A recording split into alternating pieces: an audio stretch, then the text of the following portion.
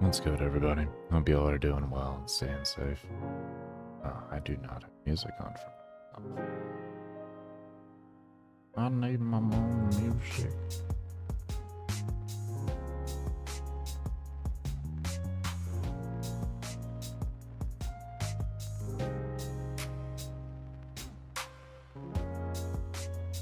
It is disturbingly quiet in the complex. Okay. Damage numbers look drippy.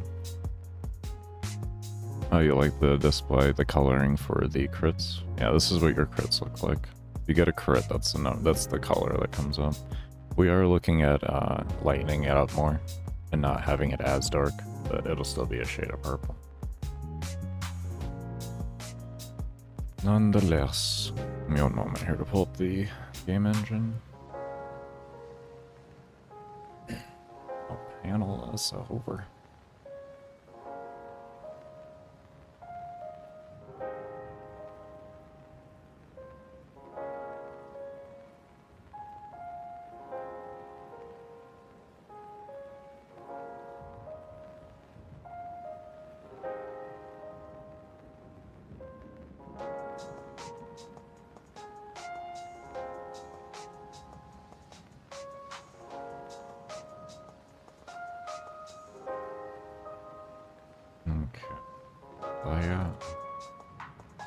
Exit that. Alright, coding. Okay. So we were working on a slider bar, which I had a few ideas on. Sometimes going to sleep is a very good thing. Just to get to sleep on it.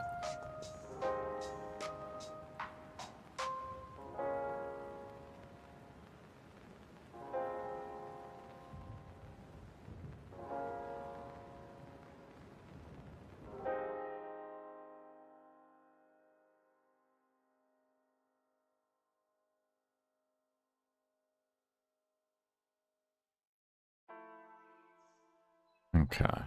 So what we're gonna do, what we're going to try and do to make these numbers more consistent. Okay, there we go. I keep forgetting to record. Really bad with that. But, so what we're going to do to try and make this more consistent on our number is we're going to use our X. We're going to use a base number, and we're going to have that number be compared to everything. We also could use a max value as well for it, but given where we have it spawning right now, I figure that's just going to work well. I think what we actually will do, instead of just setting it for a direct value like that, or a read value, we're going to give it a direct value, and we're going to make sure it's an exact coordinate so that it's going to be more consistent.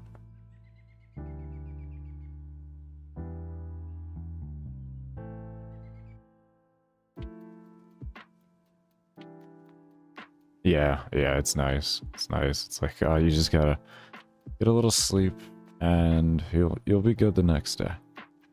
Be good the next day. 817. That's where we're starting.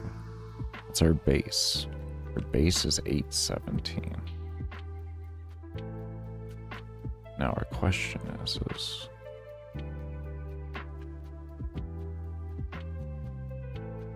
what is our max? What would our max be?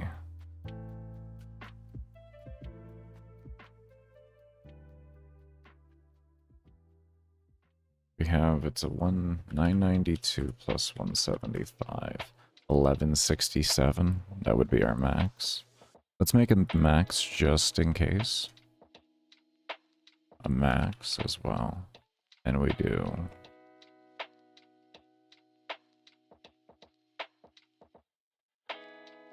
Okay. Right.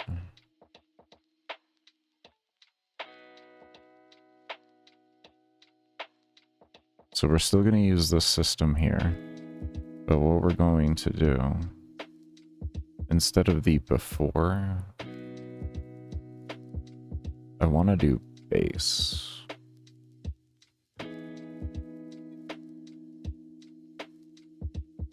Do base, or we could do max. Max would always be a good subtraction, and we could start it from the beginning on it.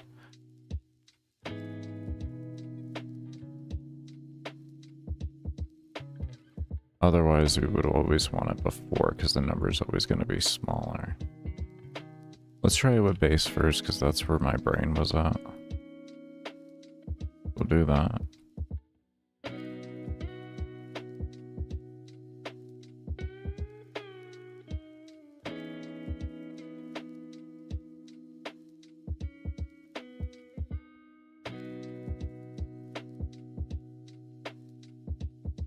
And that.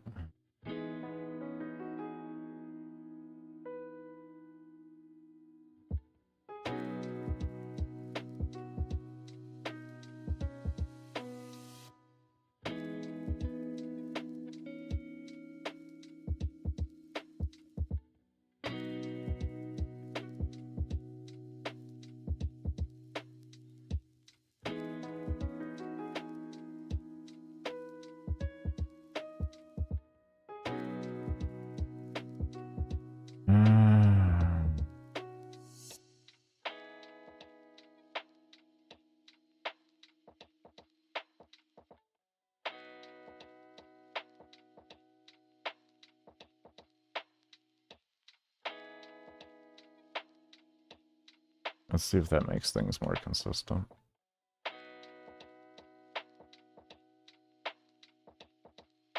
We may want to do max. It may make the calculations better, but I'm just going to see something.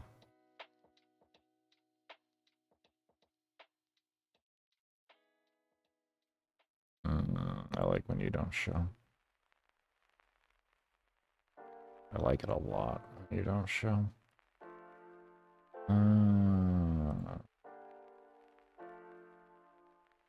Coding game.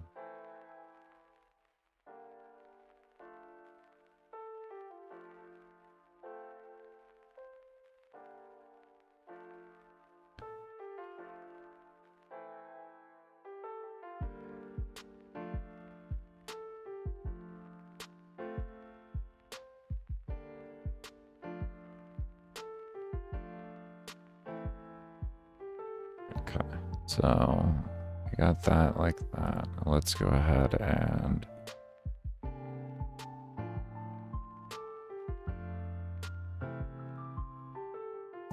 we're gonna put that other hovering back in again.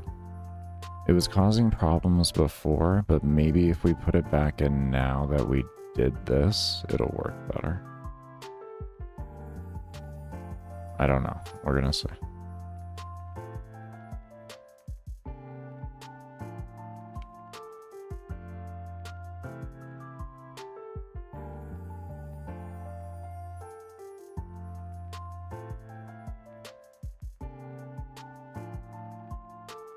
Go.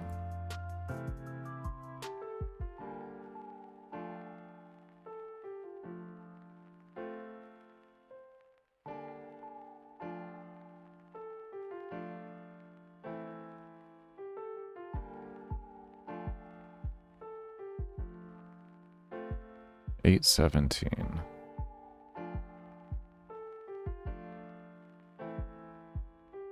$14,102. Okay, that's definitely not even.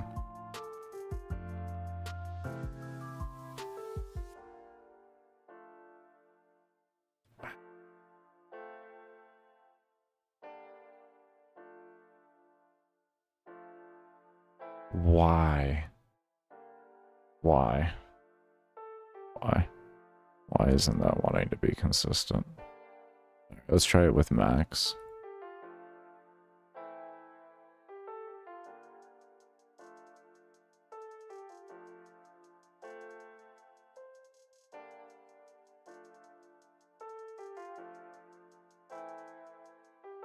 Maybe there is something with that. Maybe it's with all three of them. Does not seem logical. Does not seem logical in my head. Maybe there's something wrong with this part here. I don't know. Maybe there's something wrong with that part. Maybe the parentheses is making it count weird even though it shouldn't. Maybe I should make it a pre-value and then have that value be the value. Actually could be an idea. Let's try this first.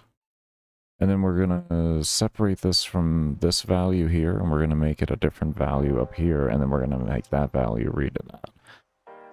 Then we'll see if that makes things consistent.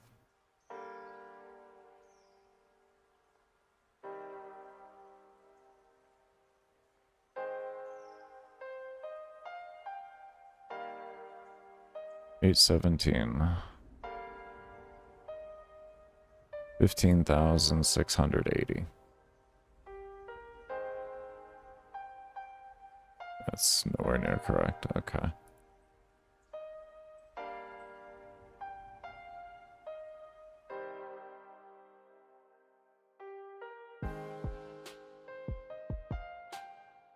Okay.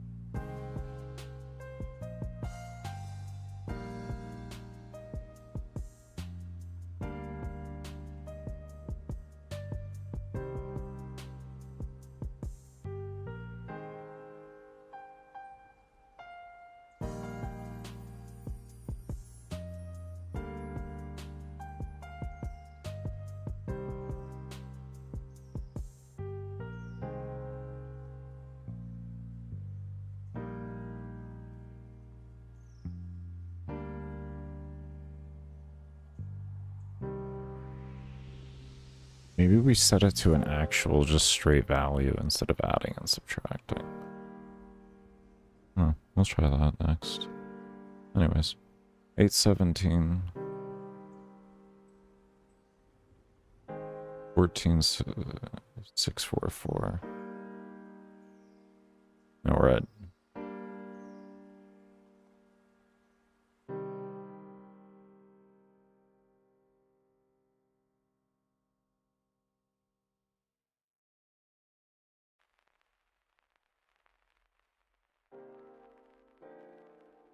oh.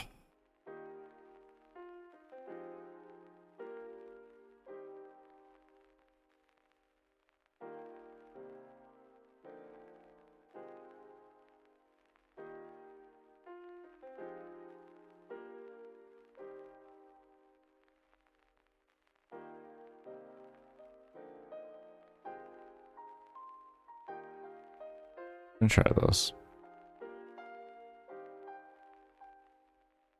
At this rate, what is it honestly gonna hurt?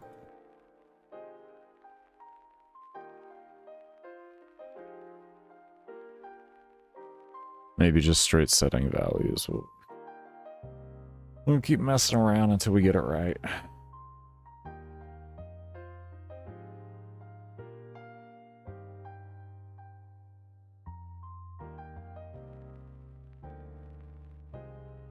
3.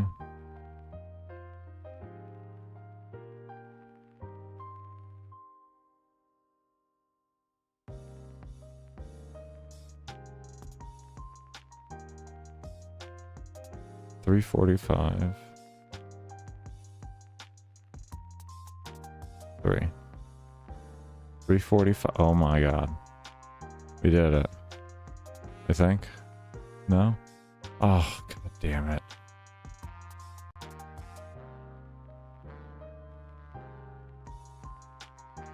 That was so close to consistent. That is very close.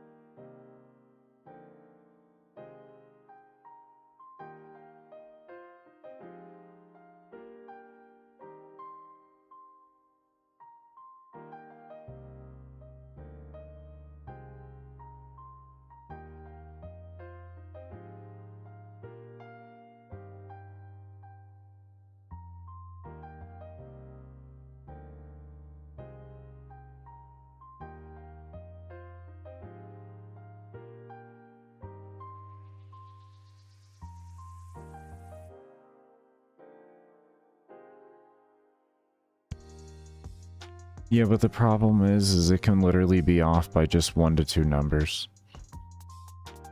on the scroll bar. That's the annoying part about it.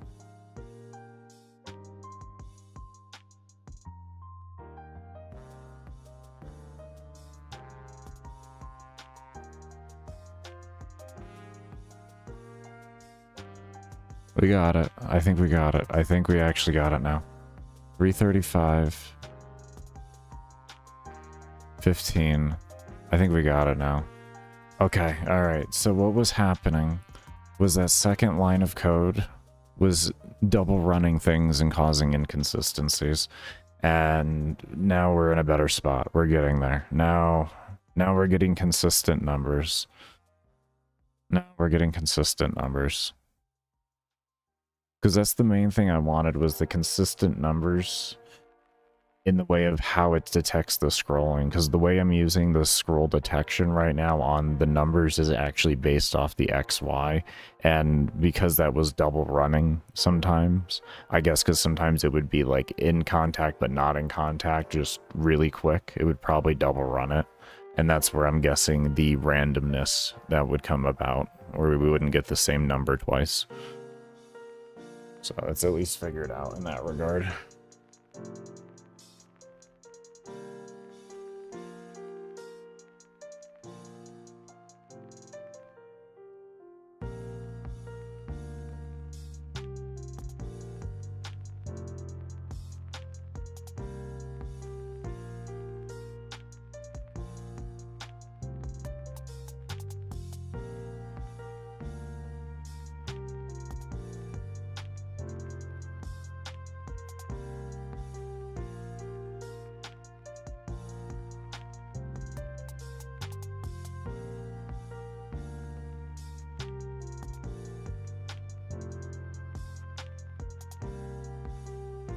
I want to switch these. I think that's going to make it go in the correct order for me.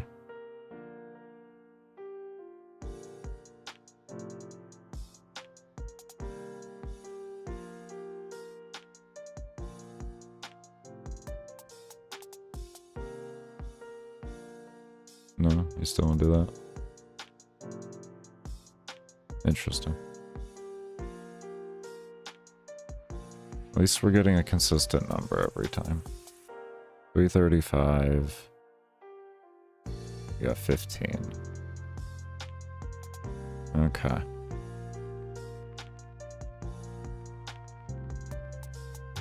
All right.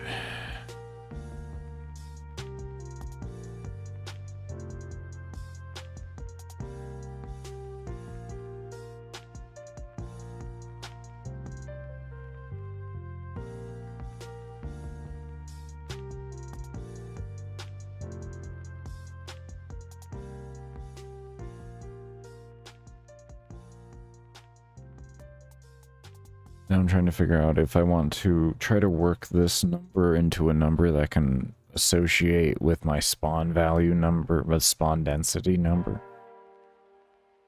Or do I work... I guess it really doesn't matter. I can just do either or and just make like this. I look at the values here. I got 15 and 320, and I can kind of just figure things out with that.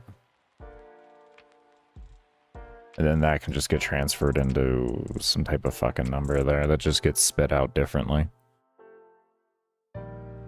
I would like it though to be spit out as a solitary percentage. That's what I'm trying to figure out right now.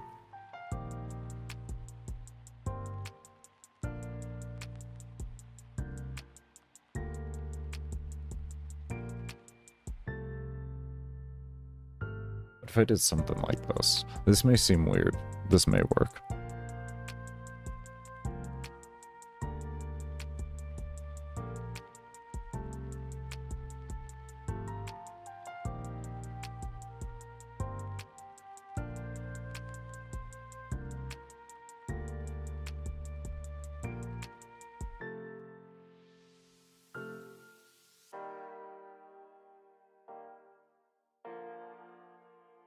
Give it a moment here.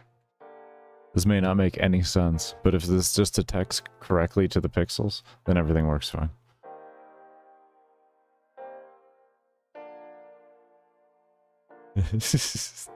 Alright.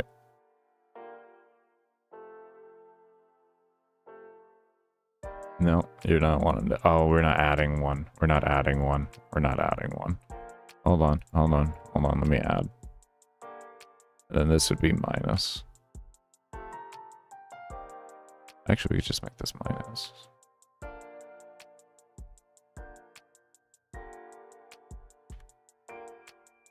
That.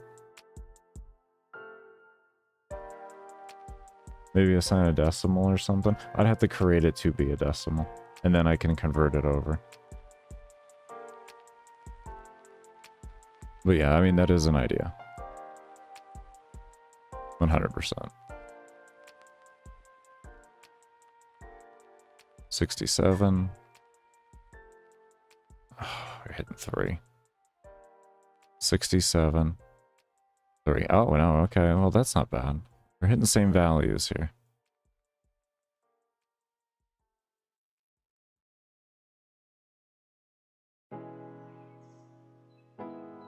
Okay, so we are definitely seeing consistency in things. What if I just did like 1 and then like -1?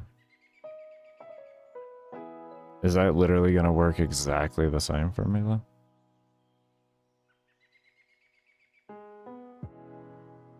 Even though we tried this yesterday and it was having a little bit of issues being consistent, but this gives me the ability, like if it does work at least, then I know like the other parts of my code were wrong yesterday that I've corrected already.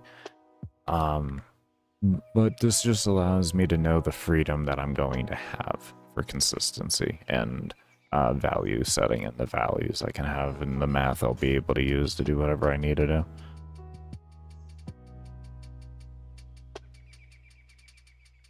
$67, and it's gonna go back down to 3, 4, 3, yeah. 67 and 3. We're still getting the 67 and 3 every time. Okay, so that's good. I know it's a little janky on the detection right now, but we are gonna be fixing that. We're gonna be working on it.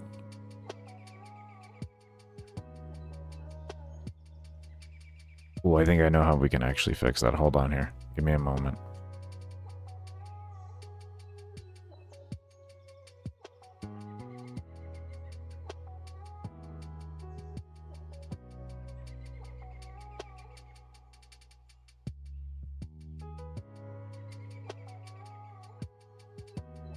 What we're gonna do is we can do a clicked.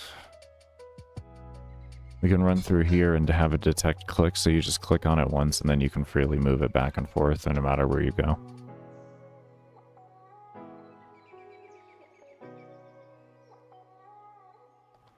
As so the player doesn't have to worry about that. I personally don't like settings where I have to hold and drag over. I don't like that ever anyways. So if I could just like click it and then drag it over where I want and click again and it confirms it there, for me, I always find that easier than having to click and hold. I can also allow the player to do either or as well. So I can just set up both of those. Okay.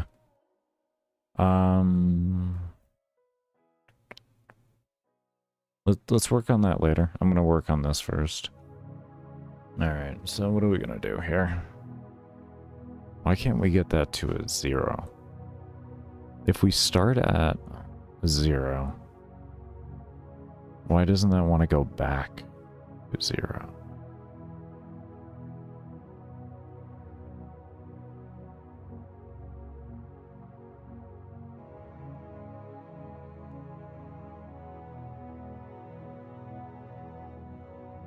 Could be because we're not hovering over this thing anymore.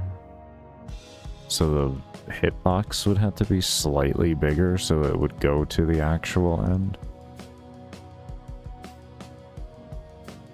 Do we even need to be that precise?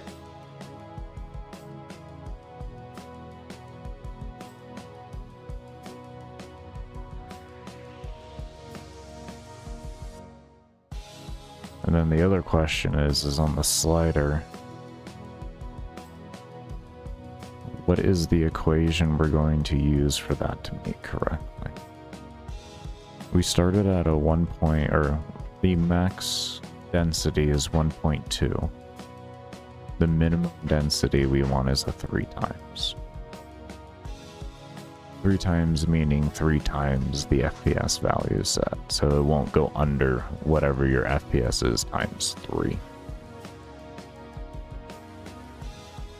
And that's your CPU steps, not your actual FPS, but it's more or less, it's just to allow the player to have the performance they desire.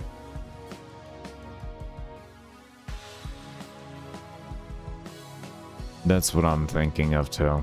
I'm thinking if we just extend out, like, as a very simple ghetto fix, if you will, would be something like this more than likely.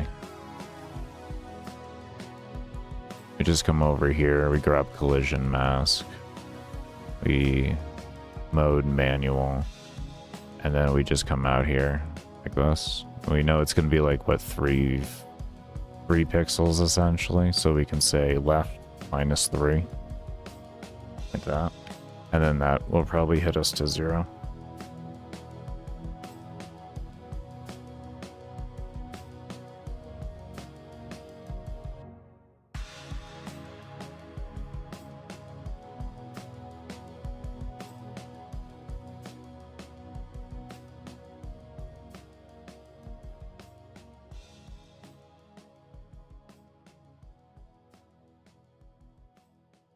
Now we got 2.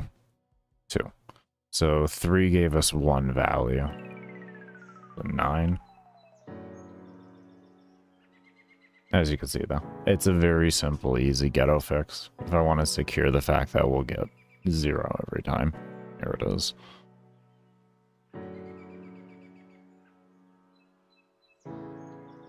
But I'm going to be using a different number value there in general, but it will be nice to know that I can actually hit a solitary 0.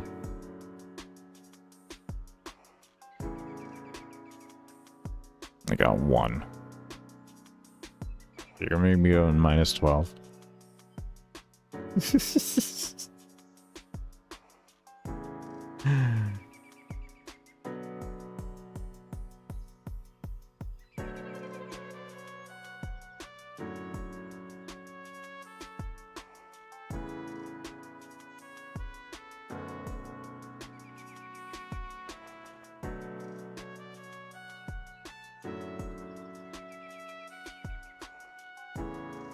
Why aren't you wanting to see the 0? Why don't you want to see 0? Can we talk?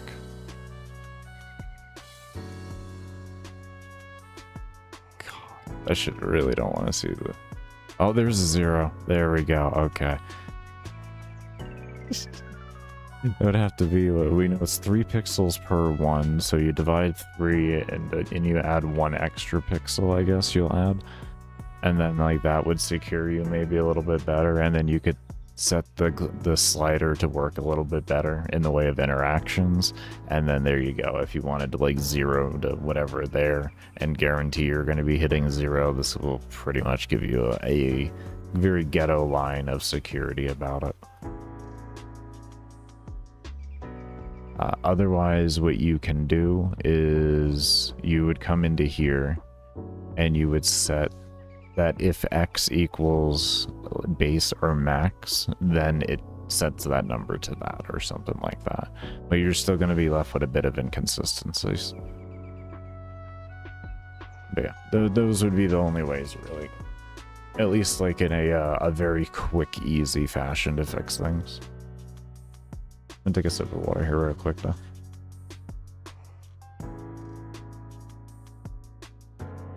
You said slider. Maybe when... Oh, I said slider as 3.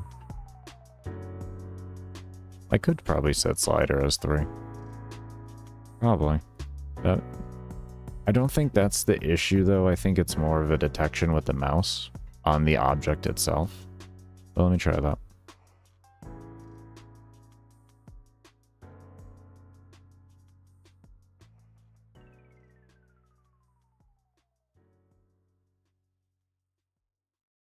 Set slider.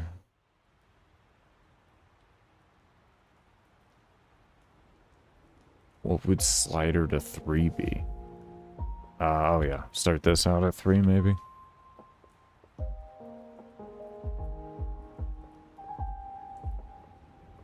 That's what would make sense to me and what you're referring to.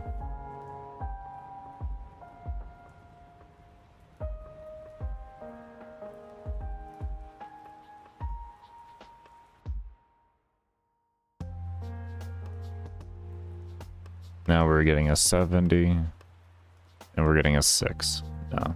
You mean different? Oh, you mean set a differential of -3 to it? Oh, so just essentially come into here and then make sure there's a differential of -3 added into each of these. That's what you're getting at here. Essentially that. Is that what you're getting at?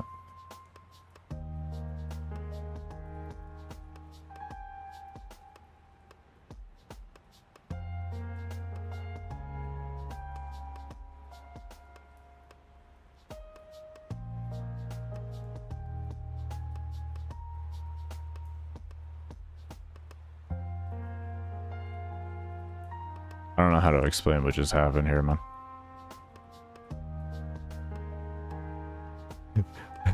I don't know.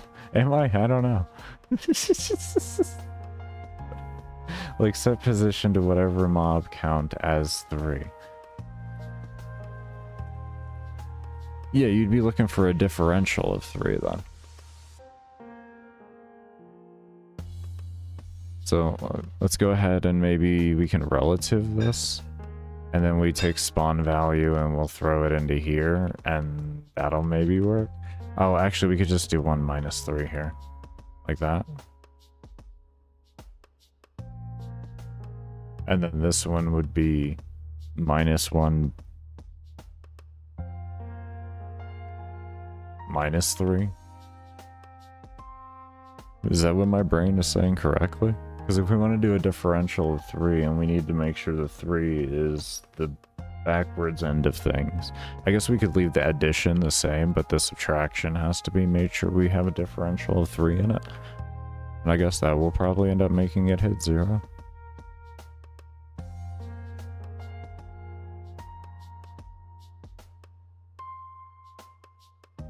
Right.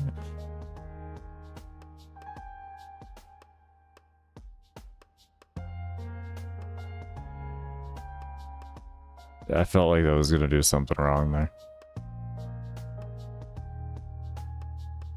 So -1, -3, and then we do +1 plus... We do a +3 here, then, and then the differentials will make up for themselves, and then hopefully equal out, and then give the exact number required.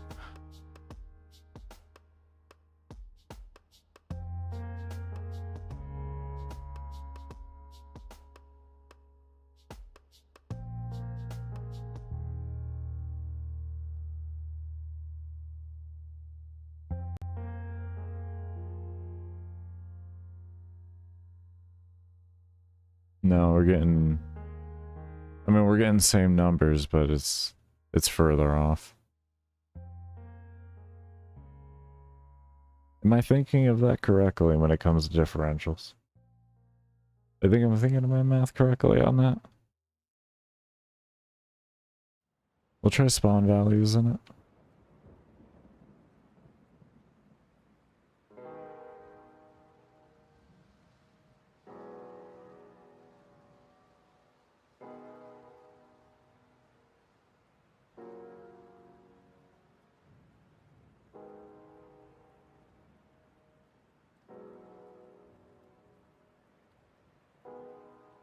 But it's just going to do pretty much the same thing there, just bigger numbers.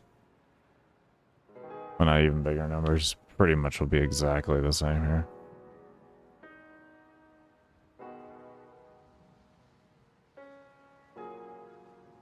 We're going to have that craziness of the equations before there, or the numbers. The negative and all that.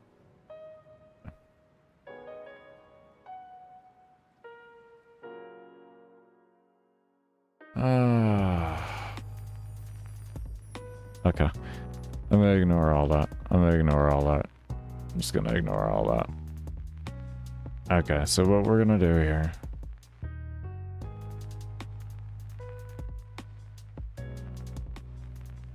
To look at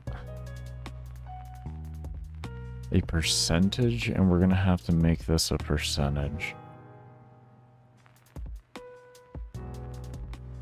Okay, so we can do POS current divided by the max number, I'm gonna guess. And then with that max number, something like this. Take that number and that number, right? And we create that. And then we can turn that. Let me just see if this gives me the correct decimal values that I am looking for.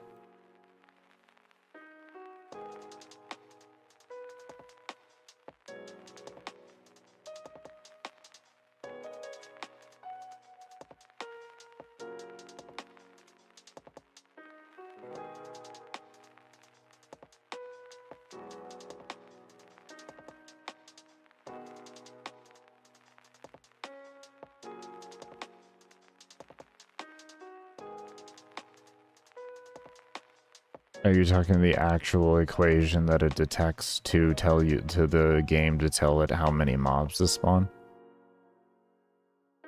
Is that what you're asking for?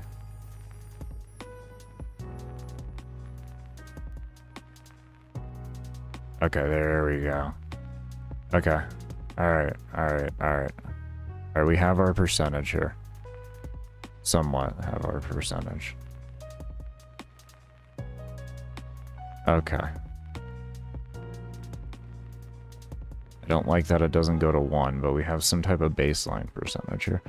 Anyways, no, like the idea.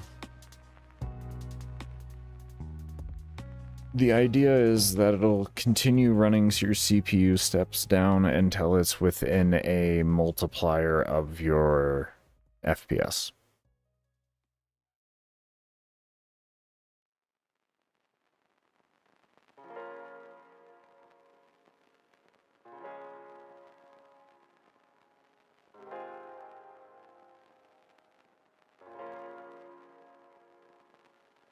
So essentially, if mob count was 3, it wouldn't be a negative, it would be like a 3. If mob count is 3, it's your FPS times 3. And then that becomes 180, and then it won't go under 180 steps. If you have it set to max, which is 1.2, it'll multiply it times 1.2, and it won't go under that, which is like, what, 75 or some shit like that? 80?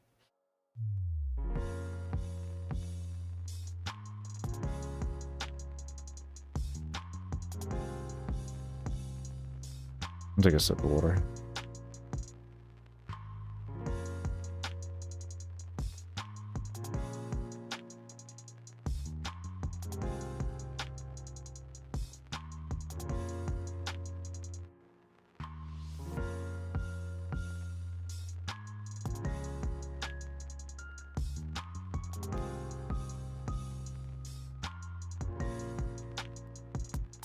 And pretty much what that does is it allows for interactions to take place and the little extra steps for the interactions.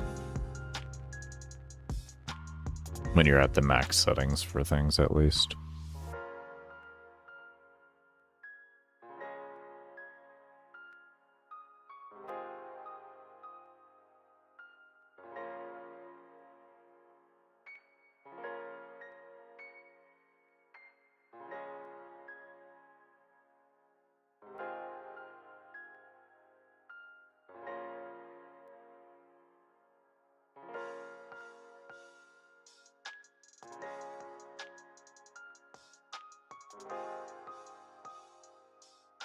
Okay, I actually have an idea here.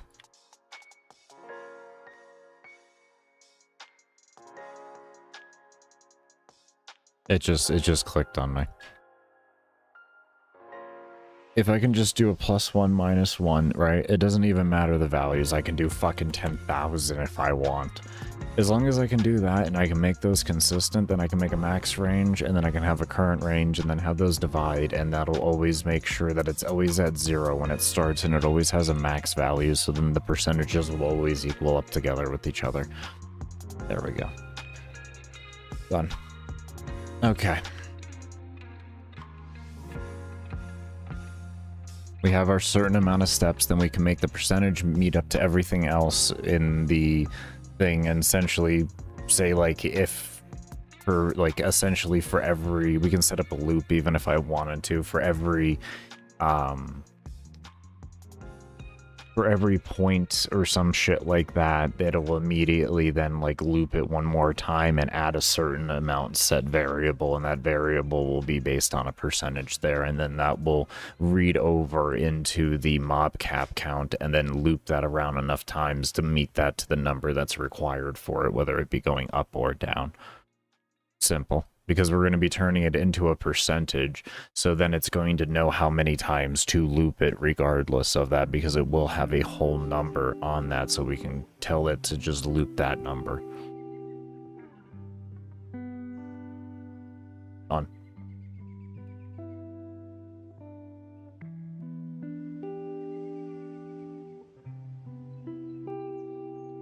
Okay.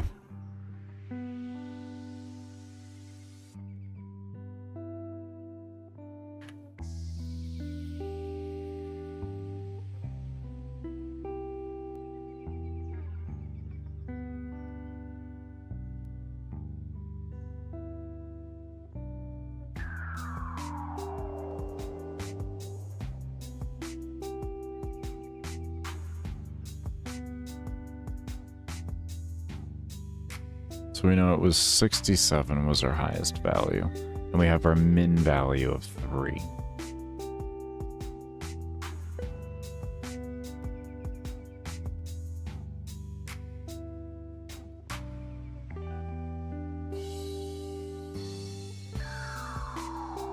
One would be the most ideal there. So our POS max becomes 67. Like that. And then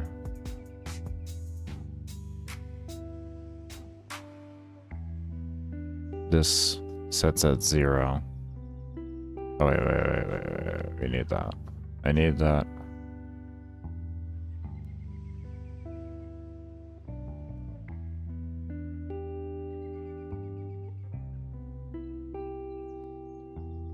They're placeholder numbers. We're going to be slowly turning them over into a percentage. 67 will be 100%, and then we'll be setting...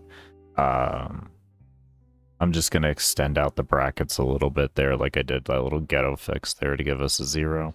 And then we'll be able to obtain a 0 percentage with that, or we'll go to a 1 in order to obtain 1%, essentially.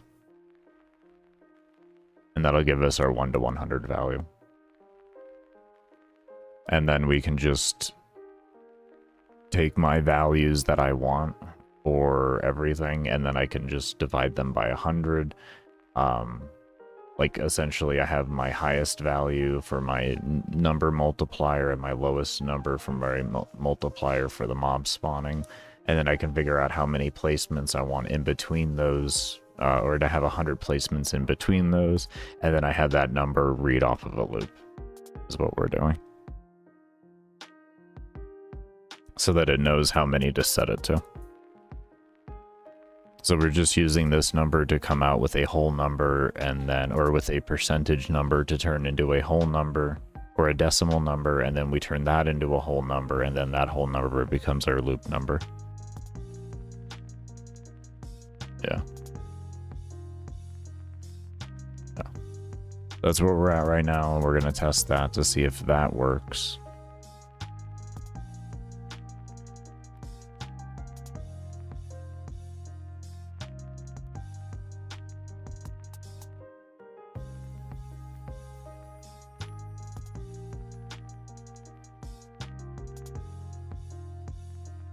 Okay, so we have max in there. So we want a number. We're going to need to make a number to go up before this number here, because we can use POS current, but we can't. No, we can't. We have to use that for that detection there. So we'll need to create one more value here in order to have that number going upwards or downwards, so that the division works appropriately and it has a number to divide to.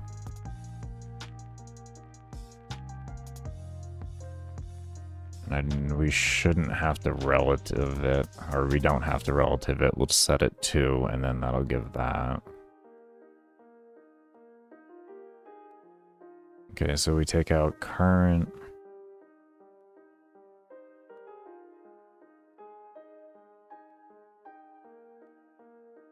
POS count. We're going to rename this one because we're not using it. And we're going to start that at 0. Right.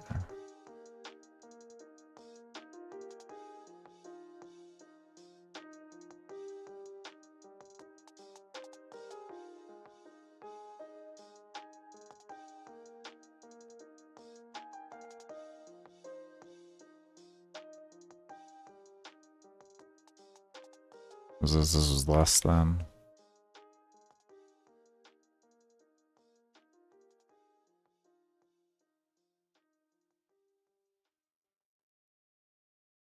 That's plus, and we're gonna need POS count. POS count. Okay, so it goes +1 minus. This is a +1, this does a -1, and then we have a division occur between the count number and the max number, and then that spits out to spawn value itself.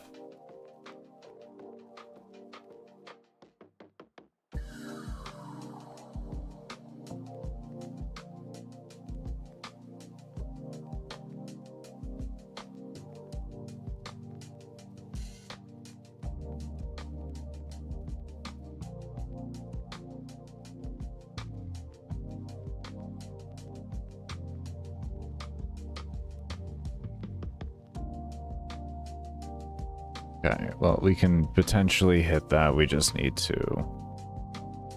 But we're good. There's 100.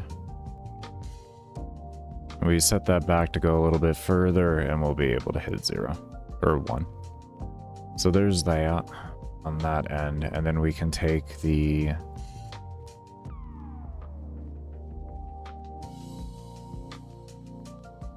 What is that? Times 100, I think is what it was. I guess we could just turn a decimal into a whole value, but is that going to do that once we hit 1 as well, or do we have to multiply? That's the question. String to number, decimal, here we go. Boom. We'll round it. We'll just let it take the rounding as it wants. That. I can always, yeah, I guess you're correct. If I reset it to exactly 100 pixels, it'll probably work a little bit better, but To be fair, though, it's a 150 pixel thing right now, and I don't even get 100 out of it. Just, I want to throw that out there today, man. This is actually it's 350 pixels wide, and I get 67 count out of it. So, take a moment with that one, man.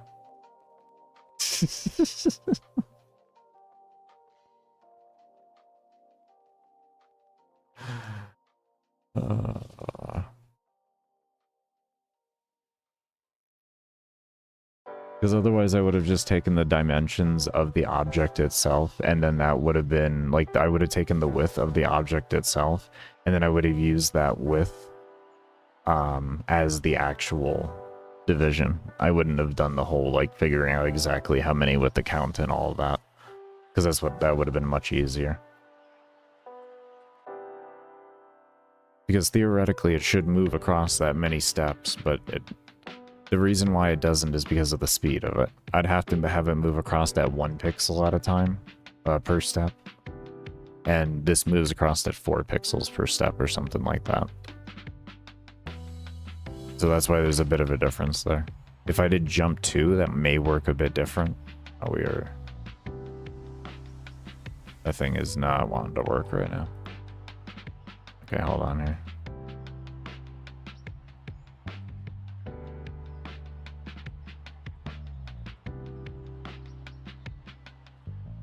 Isn't it a decimal to integer?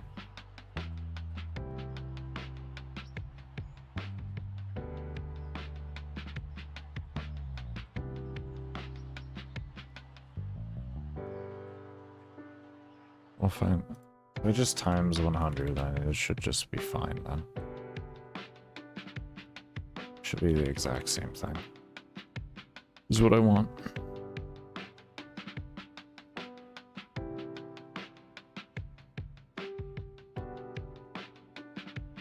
Just want to be a pain to me.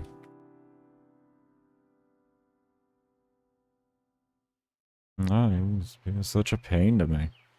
There, you're happy now, aren't you? There, see? Now you know that you're a fucking whole number. Okay. And now what we want to do is we're going to want that round again. And we're going to take this here, round that. That's what we going to do.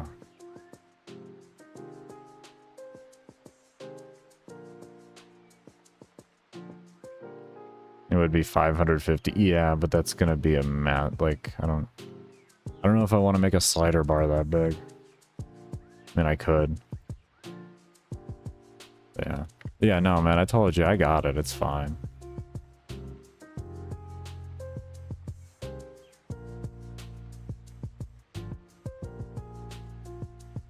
Why does that not want to round up correctly?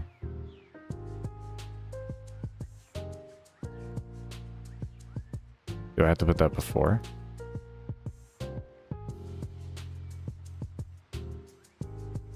I'm confused. Why would I have to put that before? Oh, shit. I'm about as dumb as they come. Wrong value. Wrong value. It's not gonna change, bro, if you don't tell it to change the exact value. There. This way we get solitary percentages and we don't have weird percentages. We have whole numbers now. There you go.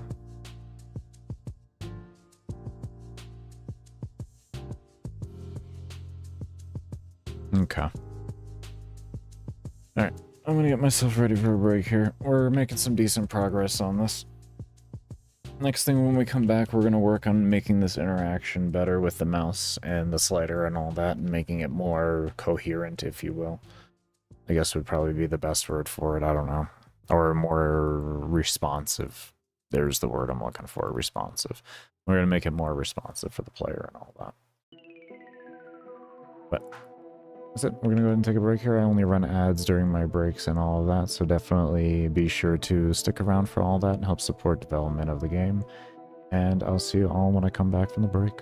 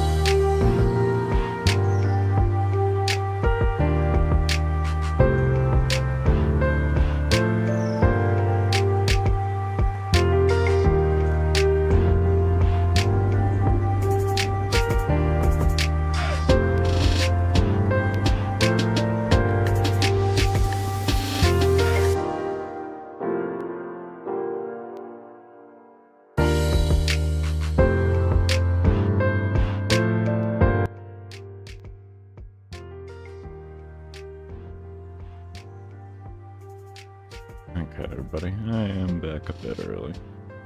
Let me go ahead and get Gamemaker pulled up and we'll get back into coding. We're going to want to tweak around with the number. I think 1.2 isn't going to be our lowest. I think it's going to be probably 1.3 or so. It may even just be a 1.5. I did notice a little bit of stuttering. I really don't. It's very minimal compared to when I was using XSplit, but I still noticed it a couple times while I was on break. And, unacceptable.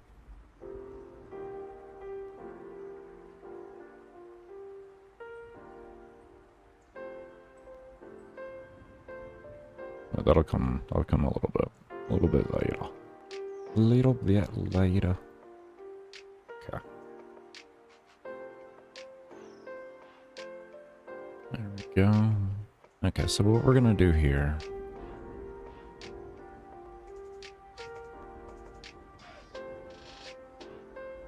is we're gonna do a few different things here. One thing we're gonna do is we're gonna take this, like that, and we'll say less than or equal to. And we're gonna do another one. This is greater than or equal to. This one we say 100, and then this one we say 0.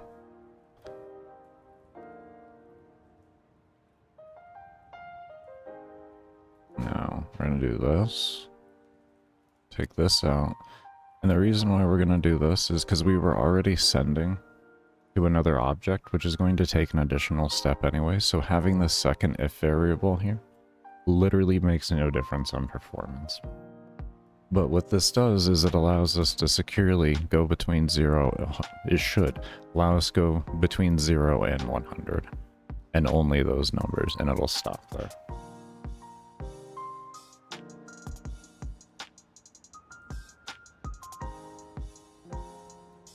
I don't know if we want this expression first. I think we're gonna make it first.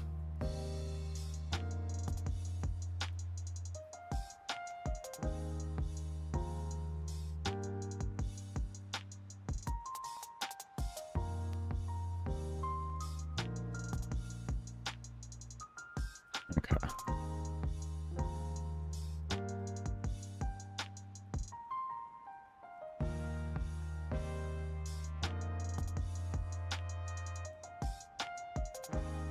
We also could put an or in there, and maybe that'll help. Maybe that'll make it just a little more efficient.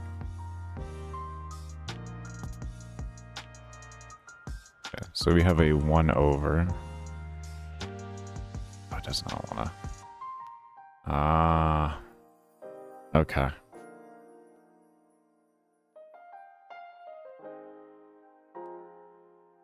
That's an issue. So it sticks there and it doesn't allow me to go back. Oh, that is unfortunate.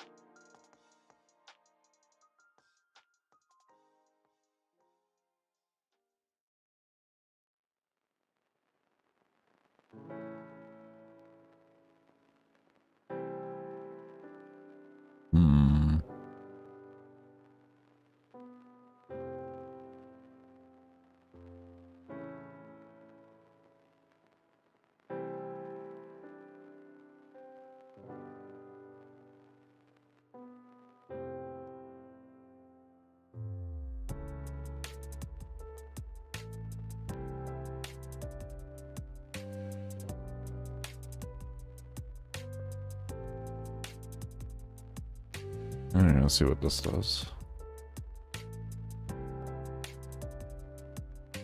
Oh, you are a pain. Oh, you are such a pain. Why don't you just cancel? Why don't you just cancel it?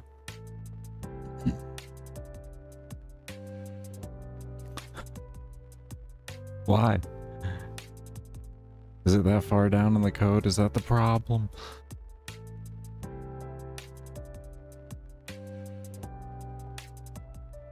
Ah. This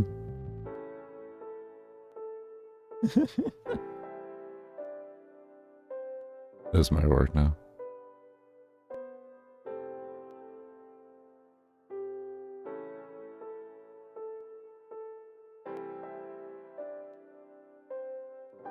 Oh, I hate you.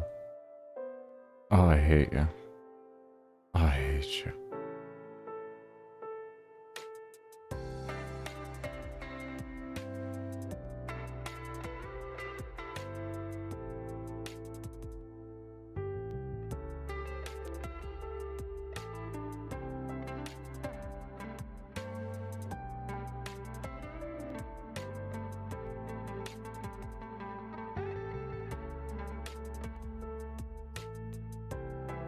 I was doing that wrong too anyways.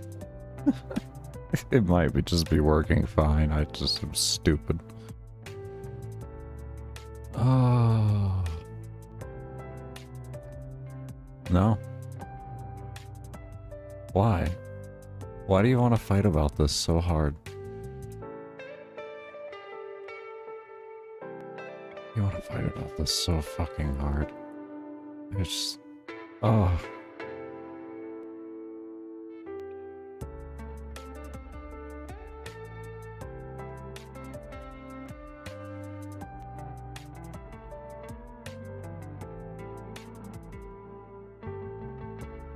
What if I just...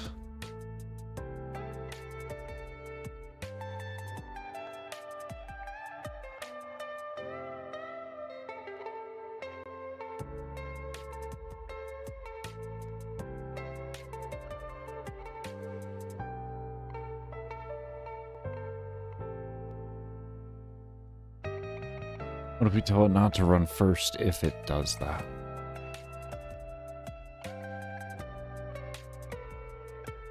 Huh? What are you gonna do then? You and your family. Oh, you and your family. Okay,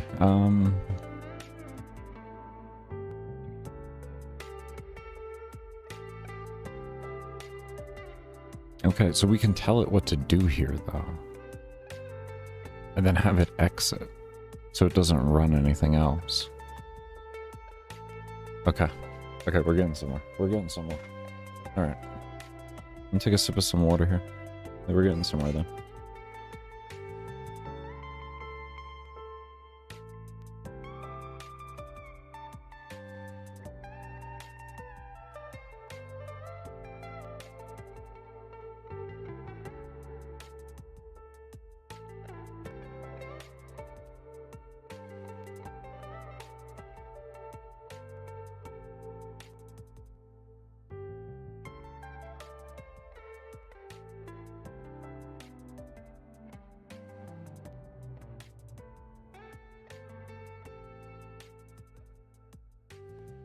Welcome back, Nip. We're working on the overall thing on this detection and interaction with the slider bar. We're working on it.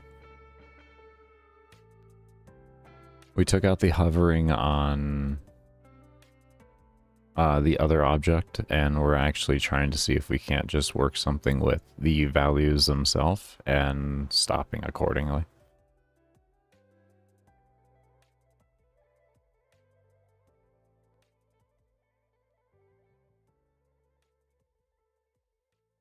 That's what we're trying to work on.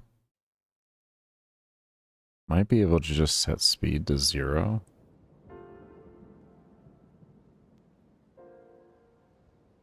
Or something like that.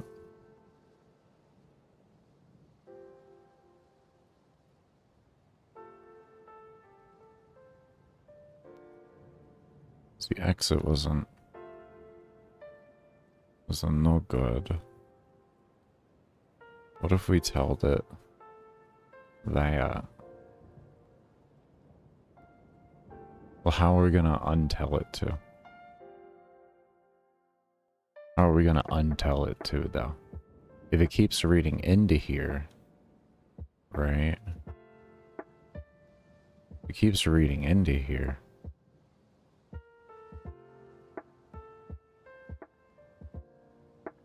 It's not gonna move right now. So then what we need to do afterwards is put one more thing on there and figure that out.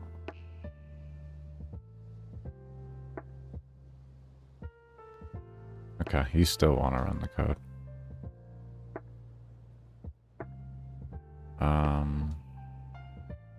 We're gonna need... So then we can maybe move it down and it'll stop running that then. Like that. Move that down to there.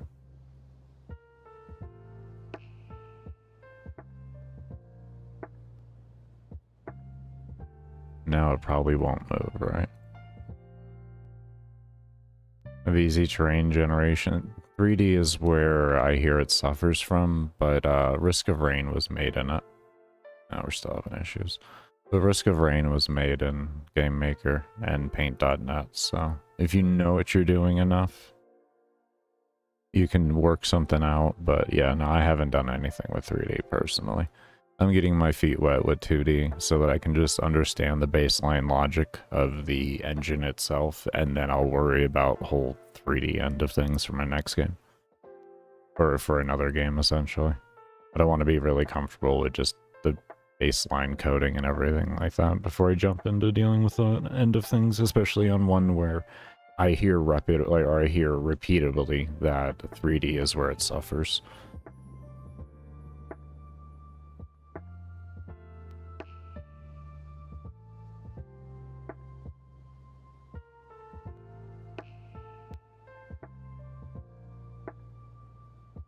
What we can do is this, then.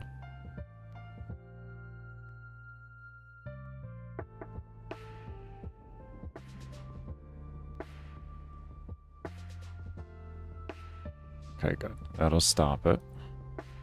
And what if I put this stop, then here? Like that. You still want to do your move first, all the way over?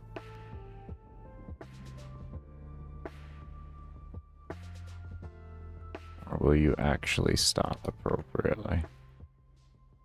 No. You're just... Number does not run, is what that does. Okay. So, put this up here, like that. And then we have...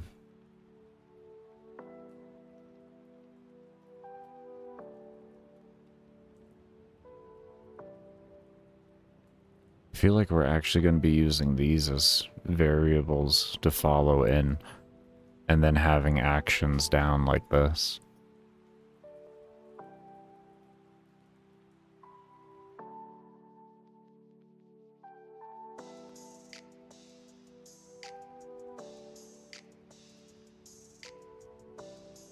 The scaling up damage would not be a consequence of 3D render or 3D things. That would be a consequence of just math and not understanding how to do math on Gamemaker, because it does work slightly different. Well, at least with visual code, it works differently. If you just do normal written code, it's all really the same. That's nothing more than the developer. Or it has a lot of just generalized performance limitations when it comes to 3D. You're not going to be able to do as much as you would be able to with other engines. So if you used like Godot or Unity or something like that, you would meet much better results. The issue with Unity and Godot and all the other ones is they do give you a lot more access to your GPU performance and like actually tuning things. And you're going to have decent knowledge in that in order to really maximize the potential that you'll be able to have. Otherwise, you'll have a lot of cooling problems.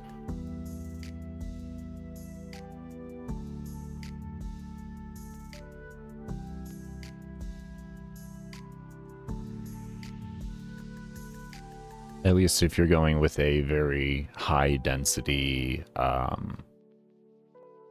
graphical game that also has like a lot of code written into those instances themselves. So that's where it'll become there.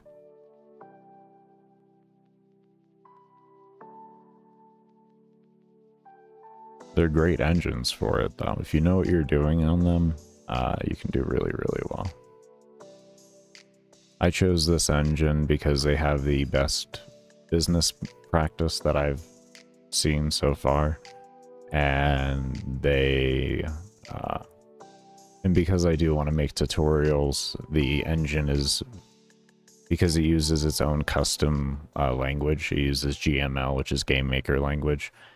Their language and its format and presentation is much easier for a newer someone who's newer to coding and all that. So I figure if I can do decent stuff with this engine and present something well, I can then teach people how to do things on an engine where they're going to be most comfortable when they're novices. Because Unity and like Godot, like when you're using all of the other languages out there, especially with C#, C++ and such, they can be fairly convoluted for somebody who's just learning coding, and it can be very overwhelming. Yeah, having so many chain multipliers. Yeah. Like I said, that wouldn't be the limitation of the game itself. That would just be, that's what the developer wanted.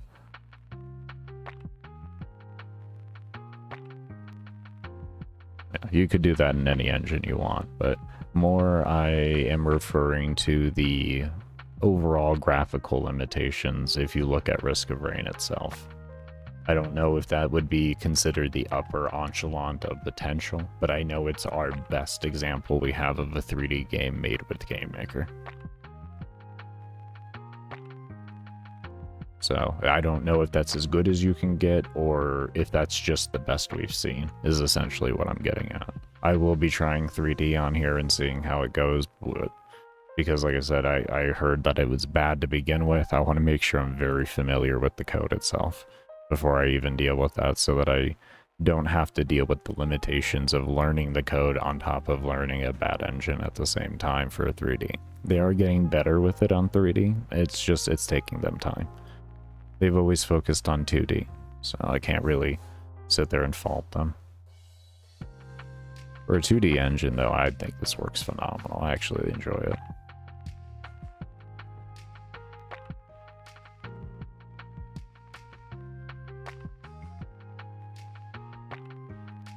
What we could probably say in here is something like, if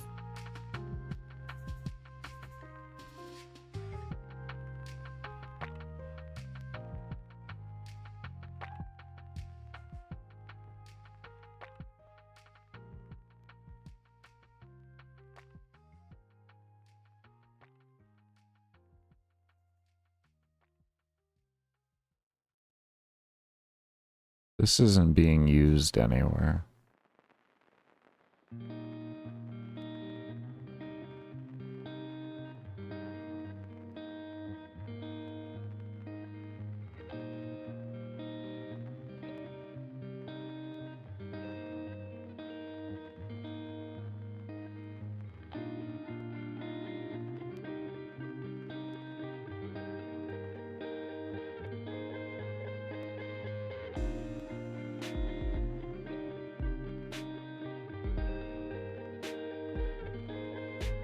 So this one's greater than.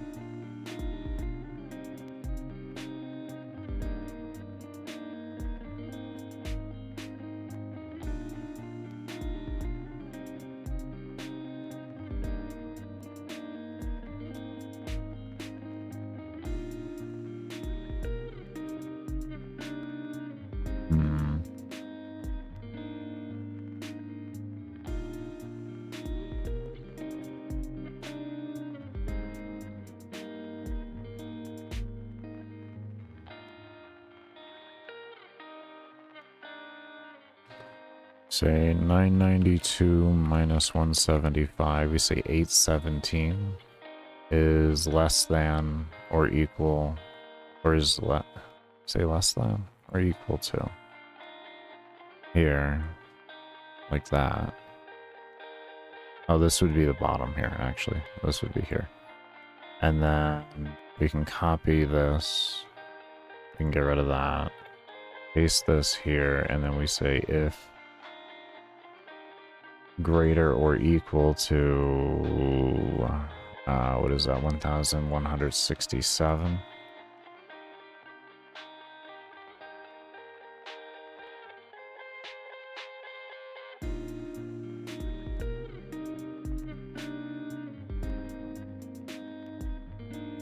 Alright, let's see if that works. Oh wait, this is the wrong thing. Shit.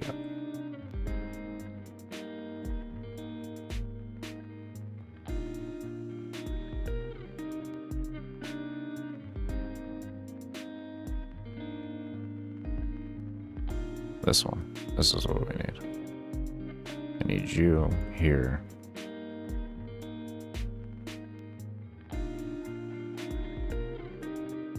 I guess we could take the before here.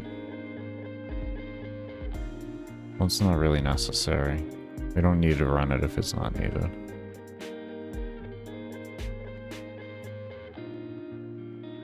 Okay.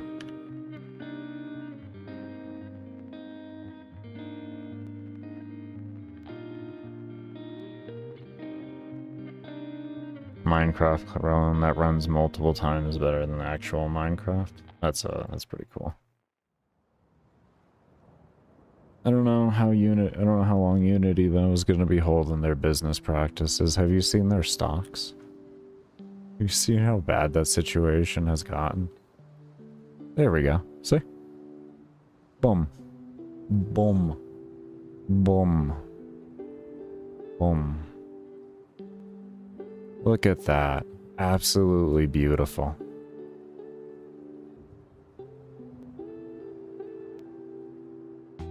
There we go. Nice and easy. Just like that. Okay, we're getting there. We are definitely getting there.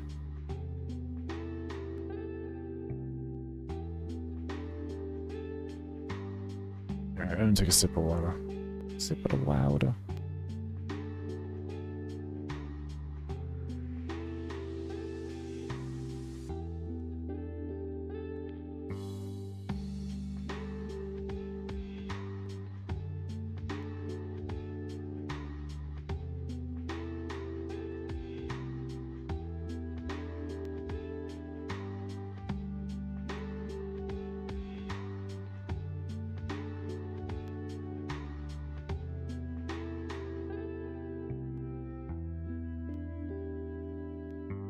Okay, but yeah. So what we did was we have it read the mouse coordinates for the X on the GUI. And if it equals greater than the actual position for where 100 is, then we have it exit. If it is less, if it's at 0, and it's at the position where, and my mouse is less than where it is at 0, then it exits. If it isn't, then it'll continue running the code and doing as it's supposed to. So it'll stay within the confines that it needs to, which is beautiful.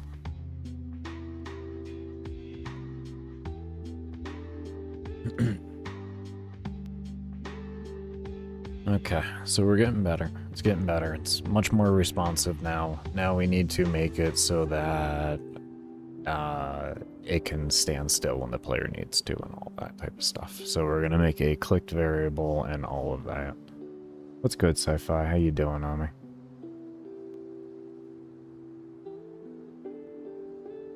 Alright. So what we want to do now is we'll come over here to this, pause here.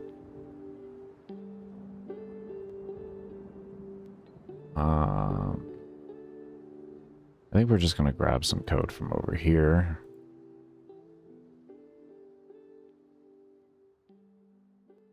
We're going to grab this.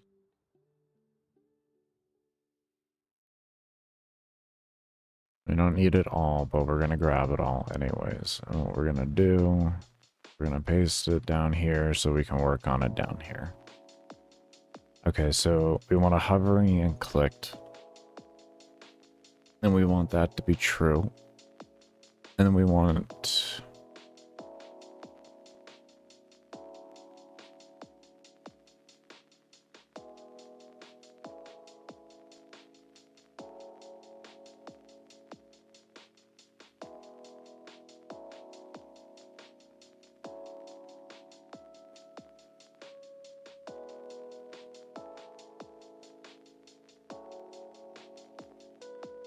Listen to me evade for a minute. Oh, very nice. Gonna get the video done. Very nice. Hope you get it done. All my best vibes to that, man.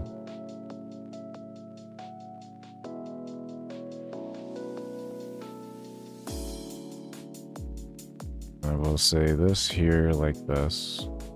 And then we'll put down here a if clicked true equals true.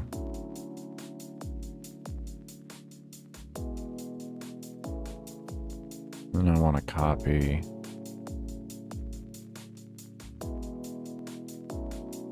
this, click that. Let me just drop something empty here so I can paste in. Okay.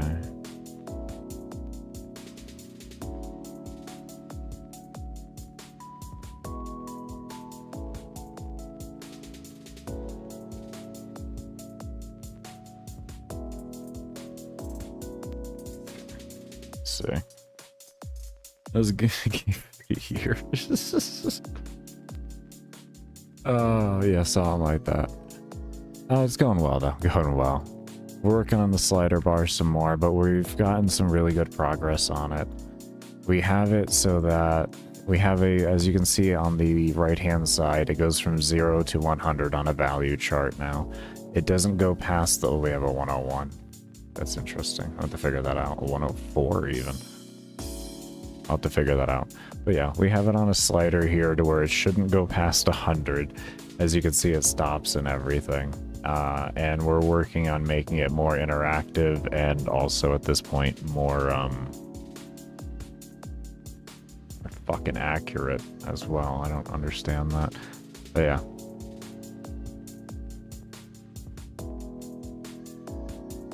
And then we'll put over here if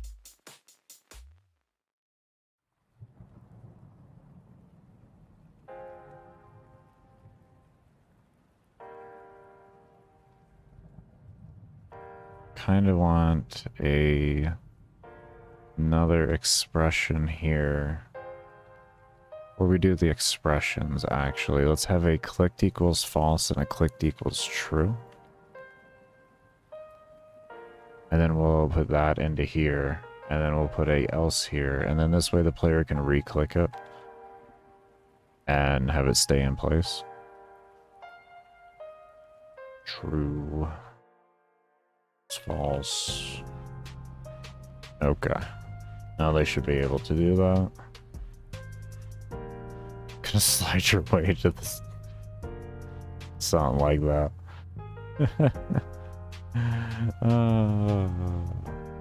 You take care of those, sci-fi. I hope your day at work goes by quickly, man.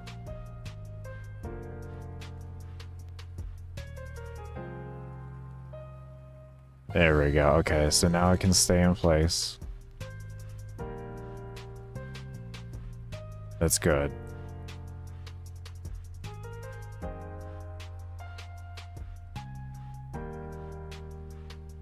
Oh, I bet you I know what I know. Why is it actually hard to do now? Hello? Hello? Why are you being a pain now? Don't occasionally bug on me, please.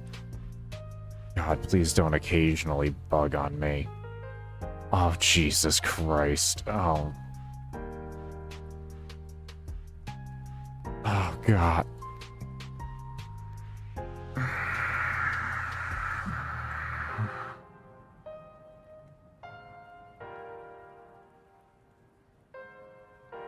Why? No. Oh.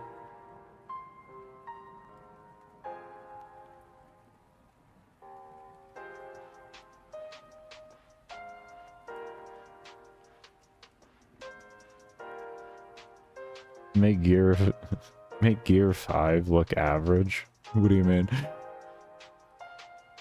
I don't know why, but it seems to just be a feature of the code. I will make it a unfeature of the damn code through bug testing the life out of it.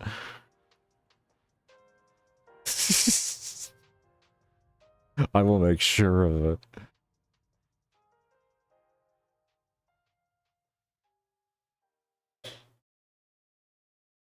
You don't know how many things are features in this game because of problems in Gamemaker, man.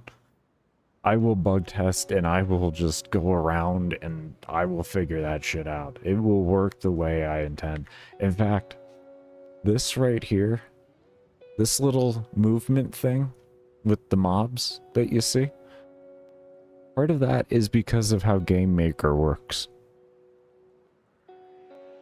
Part of the reason for that is because of how Gamemaker works. Now, you'll notice these guys kind of... You see how they stay together sometimes? And they do that? You see how they keep staying together? Now, if I don't have that code in to make them switch places, you want to know what happens? You want to know what happens? Well, you see... they stay stuck together and they just glide across the screen. And just glide, and just glide, and glide. In fact, you want to see what it looks like? I think I can remove it. I think if I did this code correctly, it should be a very simple remove. If I did this code correctly, it should be the most simplistic move. Remove here. Remove you.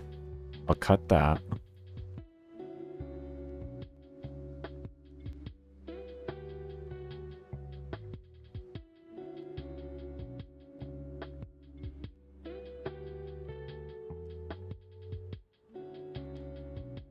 Let's see. Oh no, they're still moving outside?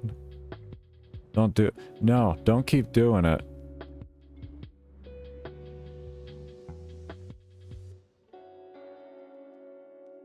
Ah, there we go. You see they're not chasing me? You see how they're not chasing me? You see how they're not chasing me?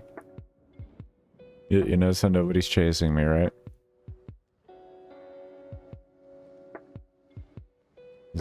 Just a very few mobs are chasing me.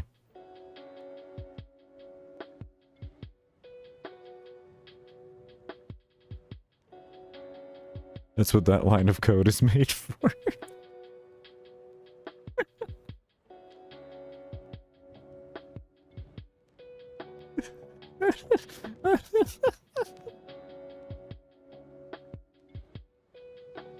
Completely changes the game, doesn't it?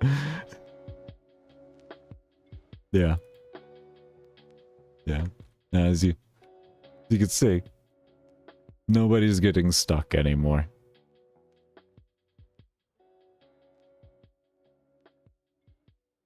And if they do, they'll eventually collide into the wall with more momentum, and they respawn faster.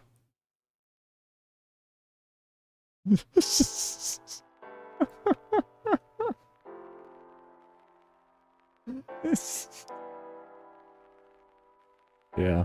Now you all could understand why it took me so long to figure out enemy interaction, and like I kept making posts about I'm redoing how the mobs interact with each other. I redid it. I redid it. I redid it. I redid it. It's because I was trying to figure out a way around a lot of the bugs without being too performance demanding. So what I did is they have a move outside all command, and then I have this direction 1, which is just a random number generator. That's all it is. It's just a random number generator. It does between 1 and 360. And then they'll go in that direction. That's all it does. That's all it does. Now, this should be theoretically, actually. I don't know why I don't have it like this, but it should be like that. I think I did it. I think I was testing to make it more efficient, and I took that out to see if it would work or not, and it still ended up working well. So I was like, okay, well, at that rate, whatever. If I don't need the extra line, I don't need the extra line. But this is what it looks like with that extra line. As you can see, they can kind of get a little bit more jumbled, weird, and everything. It's not as good. It's not as good. I don't like it because of the jittering. So I took it out.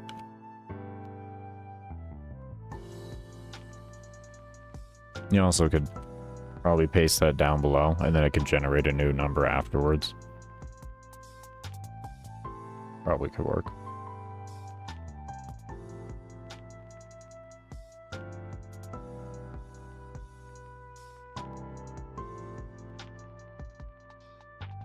A little smoother. I still don't like it as much. But yeah. All different things you can do there. Could the wall be a respawn multiplier of enemies? I mean, you could set it up like that if you want, sure. Like the wall respawn bugs and add an extra enemy. I mean, yeah, of course. Of course. You could set up this collision here, and then when it does jump to point, you literally just have it create an instance as well. That's all. And if you wanted, like, you could just set up a random number generator on that. And then, depending on what number that assigns to, you can have that spawn that mob there. Then you just have it do the jump to coordinates with that. But it would just become more of a performance down bog if you do that. Because you would also have to make sure that the mobs aren't stacked on each other. And even if they are, I guess they do move. But then you're causing extra interactions and code to happen and everything that you'll have to account for if... you know, for just in your game in general. So your consistencies of your total performance will go down a bit more there, and you'll have to do longer form testing in order to have a better idea of what your consistent stability rate is and everything. Or in this case, it would be like CPU or FPS steps. Like a glitch / bug that somehow makes more enemies than intended. My spawn system doesn't... I mean, you could do that for your own game, but my spawn system is literally designed to give you the max amount of spawns that you can have for how you set things. Like, if I add more on top of that, it's just gonna stop my mob spawning. That's literally how my spawn system is set up, to where it'll keep spawning mobs until a threshold is met, and then it cuts off spawning. And then as soon as that threshold is exceeded, then it re-kicks it back on.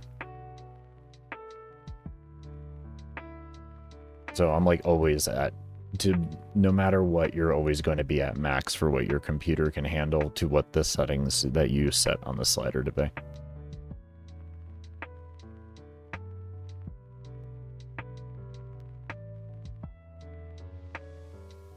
But for like maybe like dungeons and such, that can be a possible mechanic then, is what I would say. But yeah, a lot of the times, like, you'll find little things in games, and developers will use it to their advantage to create it as a mechanic, and that's only because of a engine. A lot of times it will be because of like an engine limitation and such.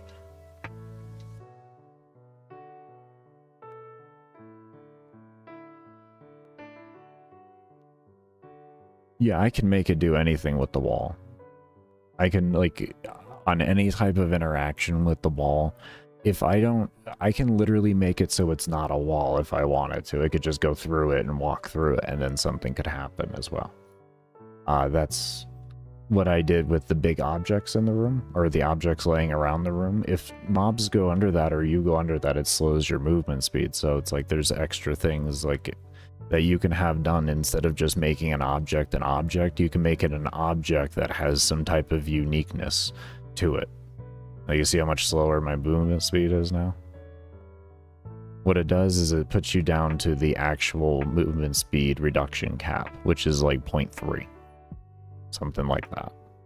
So like the faster you are going with your character and the faster these mobs are going, the more noticeable it will be for that and everything.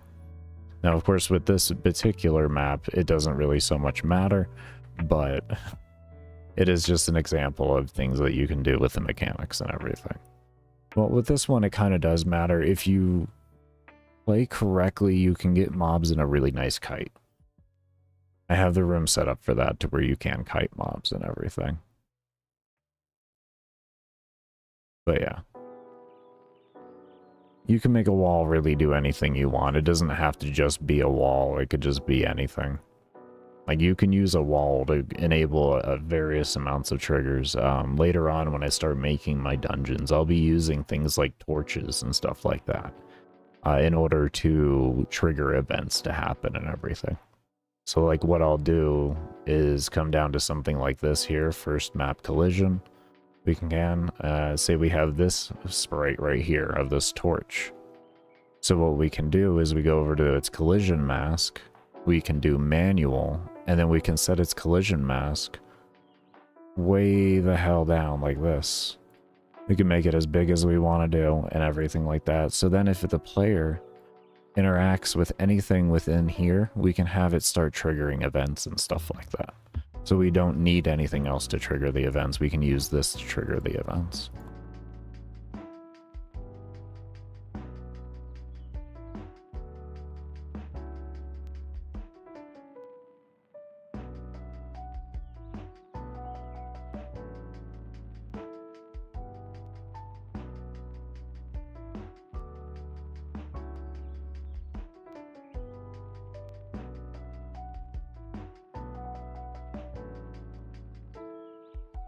Okay.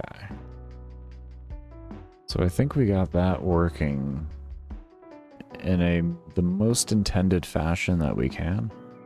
And now what we're going to need to do is have this thing actually know what the value is that it's going to be adding and everything. Maybe a fire whip / whisk motion or something.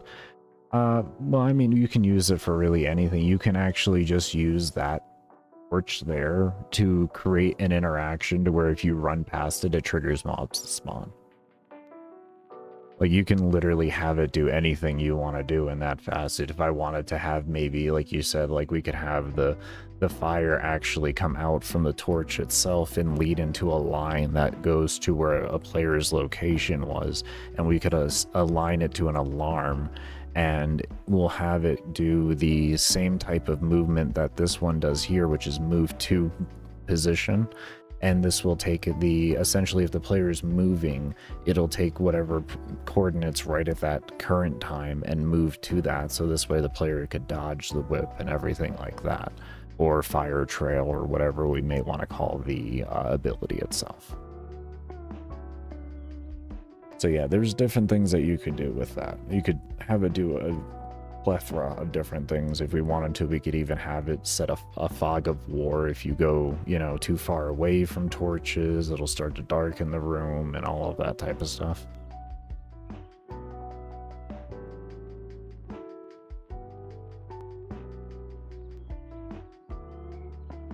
But we're gonna go ahead and get myself ready for a break now.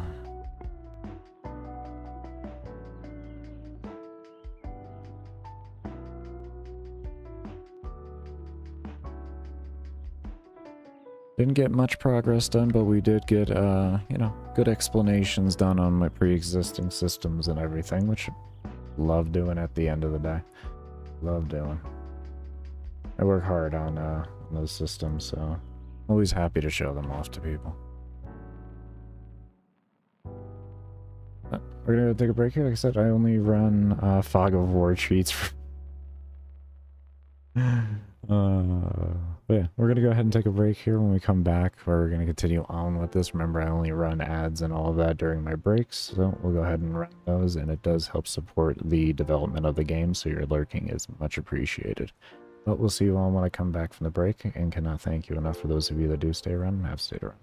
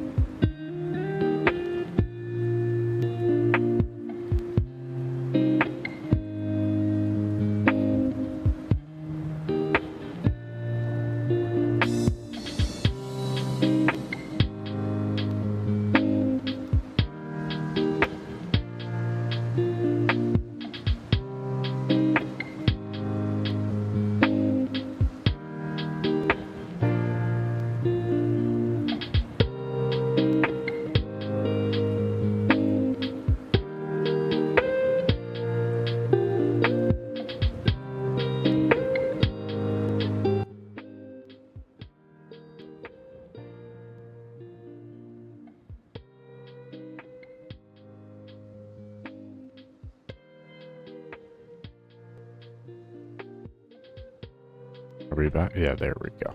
Alright, everybody, I am back. Let me go ahead and...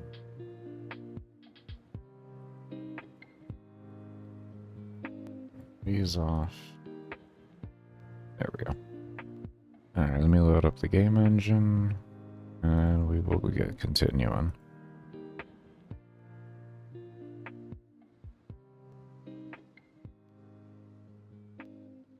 Okay, there's that. Alright, we got 11 errors now. Oh, wow. Bunch of values that are values, but you're like, we can't read them. It says false and wants a number. Well, it's because it's 0. Oh my god. That's why you see me use false and true everywhere instead of 0 and 1, is I actually do use 0s and 1s in my actual numeric values of some things, so I always make sure to make clear distinctions between them.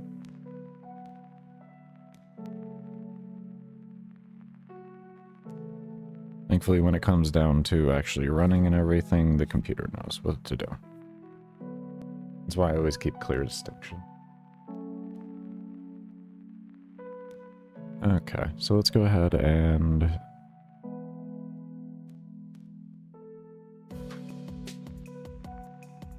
we'll say if equals true here on this, and we click, what we're going to want to do is...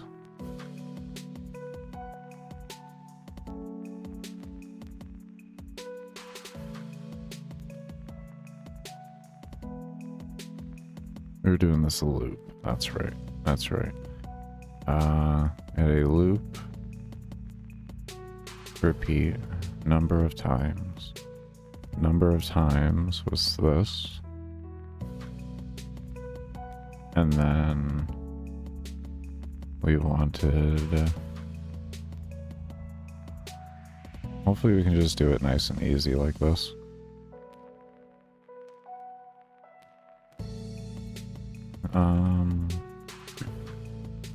Oh, what was your name? I don't even remember. I don't even remember. Let's see. Enemies. Give me parent enemy. No, parent spawn. What was your name? Scale steps?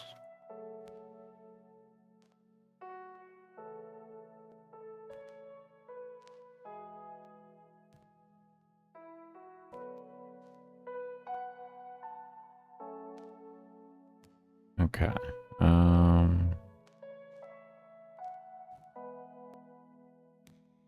Here.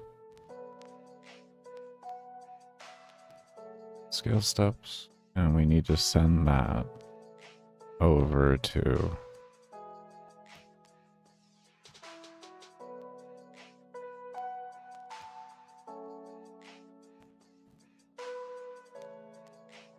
okay.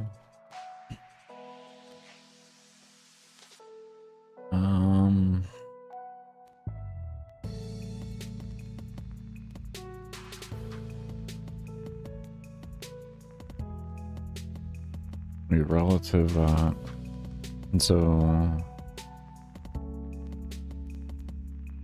can I capture the calculator?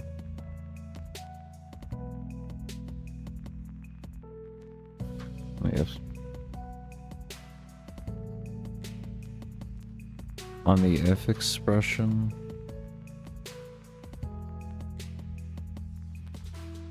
there was a plus sign. It allows you to add a new expression. So this is how I have these two expressions here. It's hovering and mouse check pressed. Left mouse button. If both of these are met, then it runs through. If only one is met, it won't run through.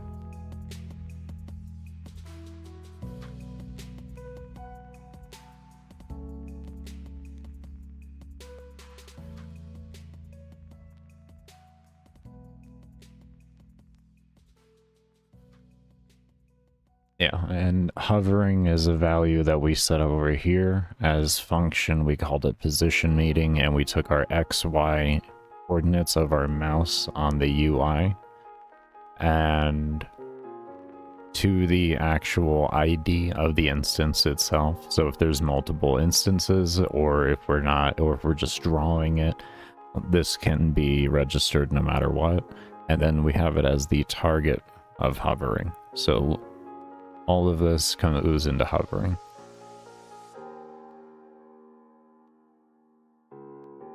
And then like here, here we have just expression hovering, and we hit not, so when it's not hovering over it, it'll run this code.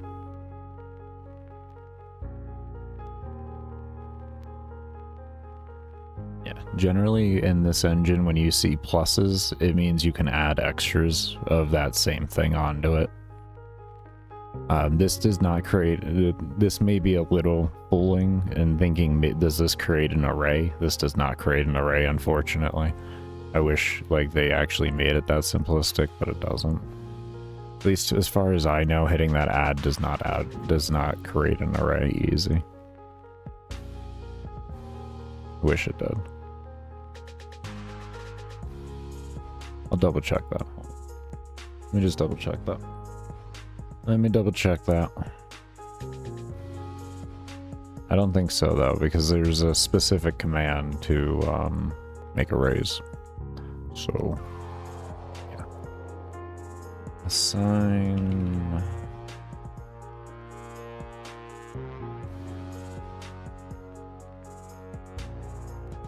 variable.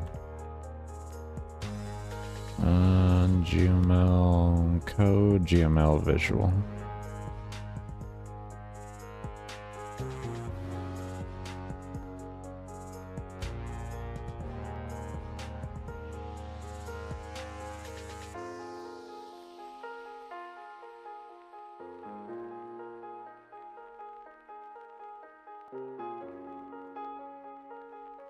You can add additional variables in the same action by adding the plus next to it to give another variable name. Yeah, no, that does not create, that's what I thought.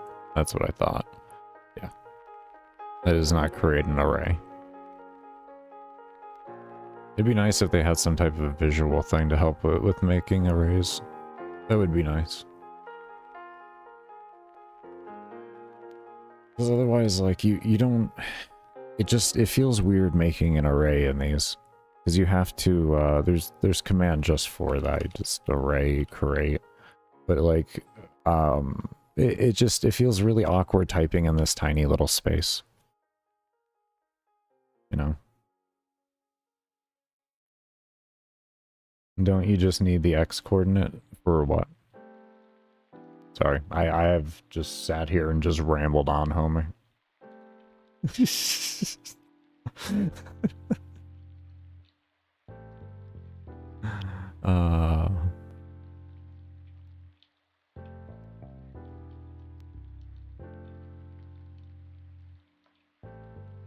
Are you talking about for up here for the argument ID? Or which one are we talking about here?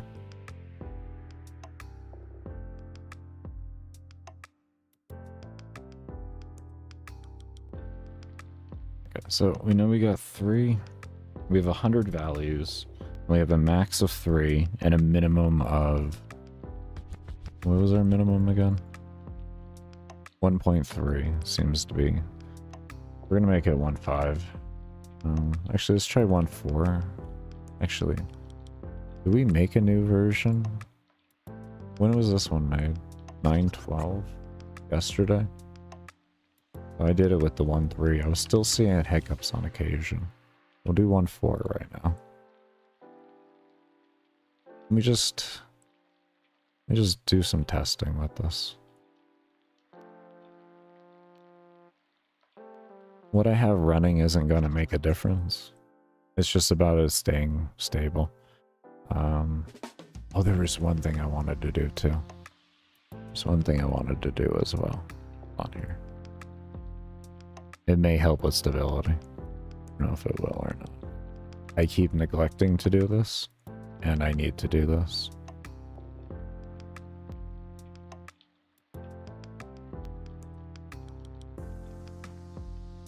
Yes, I have a lot of code written in the player.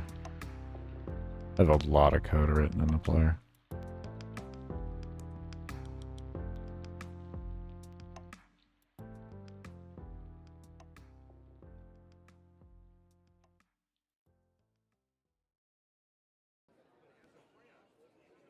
Though I have been looking at kind of like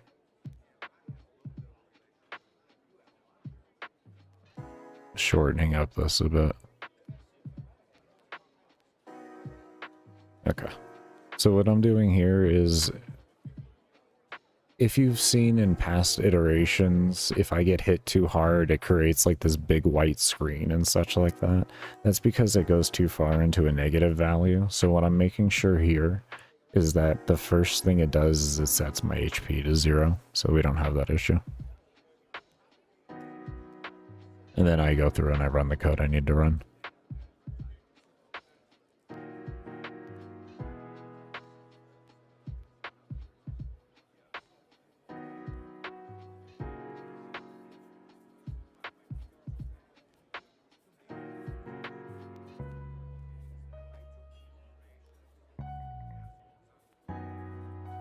Okay. Let's do it.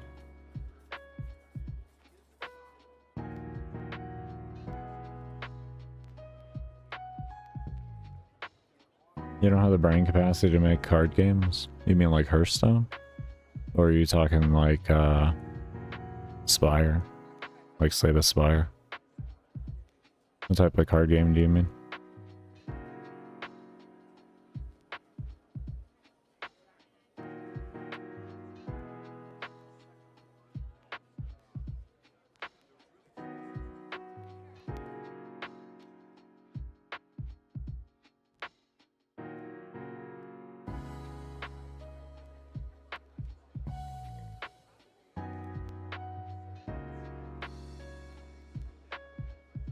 Oh, blackjack, like actual card games.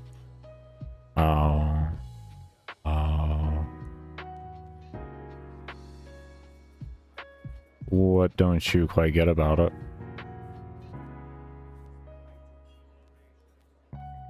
I can help you with the logic on that at least.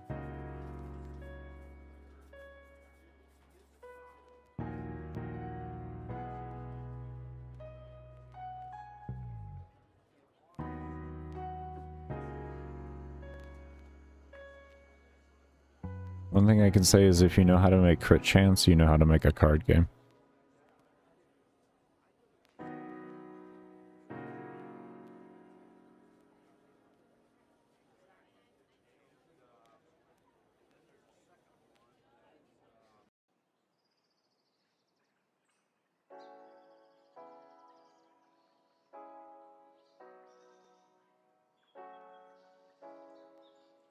That was a project to do.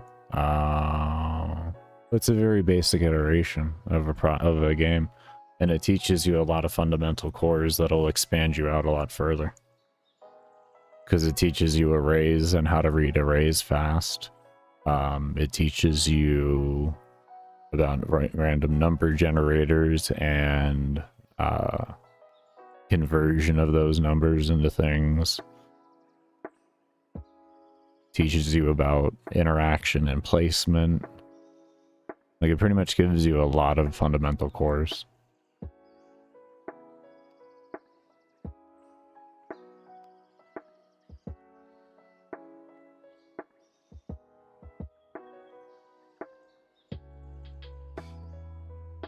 I think that's actually a pretty brilliant idea of them to do.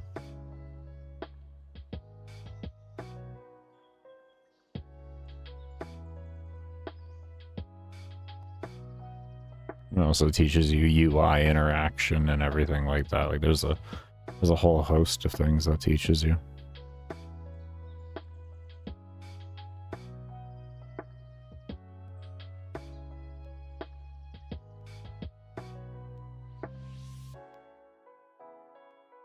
So what we're testing right now is just seeing if my number was correct on stability or not. I guess what we could do is run around.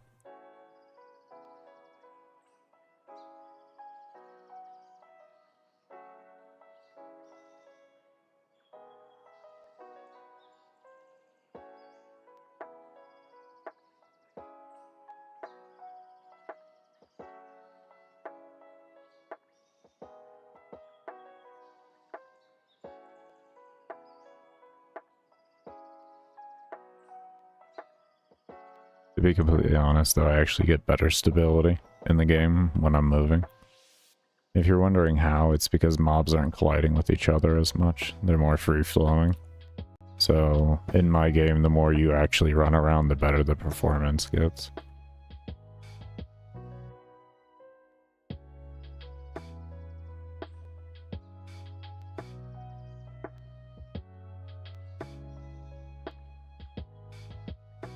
Oh. That felt pretty stable. Alright, let's give this some test here on this end.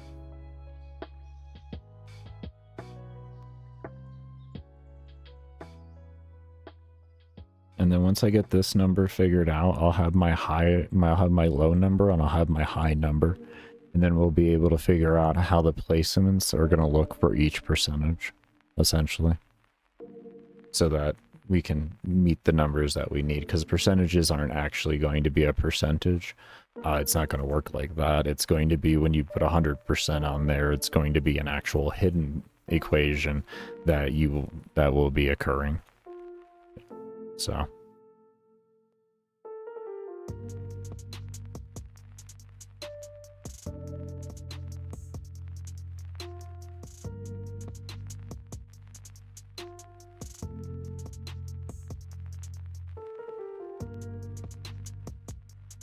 you would have it store it into a list or something like that for cards already drawn.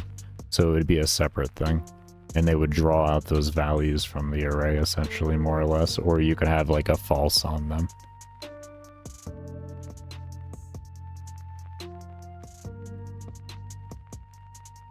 But yeah, they would be stored into another sheet, essentially. That would be an exclusion list. It's like a map or something, like a DS map, a grid, or something of the sort like that. Just something that can hold the values there I've already used.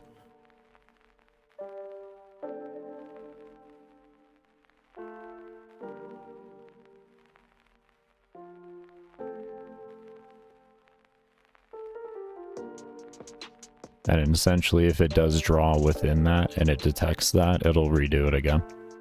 That's pretty much what you're getting, what it's getting at there by the end of it. So you have it repeat until meet of not used within that list that you have there, and then it'll draw that card out and then add it to that list and then repeat.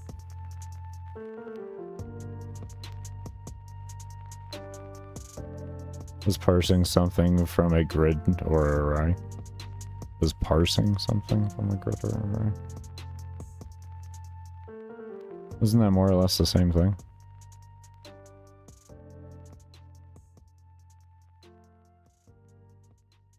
More or less the same thing.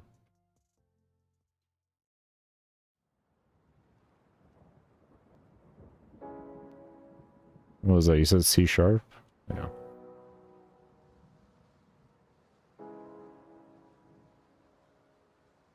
How to convert a string to a floating point number? Or a... oh. Well, no, actually, yeah, no, that makes sense. No, that actually makes sense. Yeah, no, I didn't think of that. That makes actually... no, yeah, that's logical. That's so much more efficient than what I was thinking there. Yeah, that's a lot more efficient, because then it won't read it. It'll just skip over it. Yeah, you know, that makes sense. Yeah, that makes sense.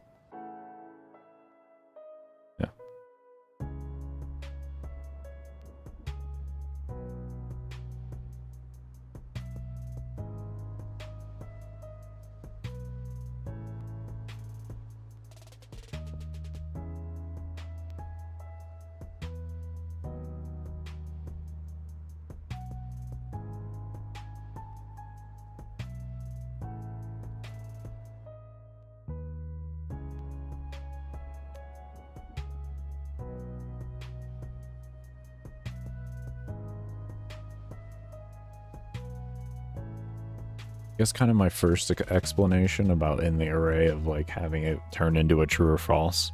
I guess that pretty much meets the same thing, to be fair. Because you go from a whole number to a string or a string to a whole number. And then you have it only read strings or numbers and then like it'll automatically skip them if it's not within the criteria of what it's supposed to meet.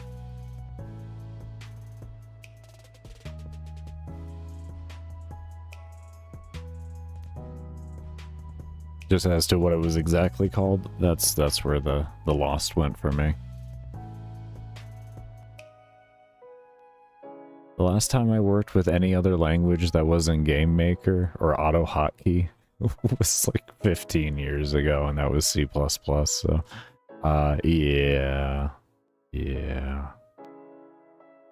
I don't even... Hold on here.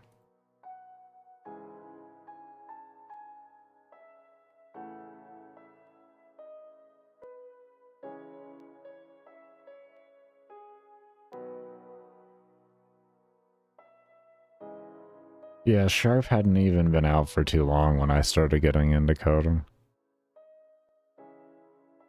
I was gonna say, I was like, I don't even think Sharp had been out for too long when I had gotten into coding. The mainstream was C++ back then, because it would have been around for a good while.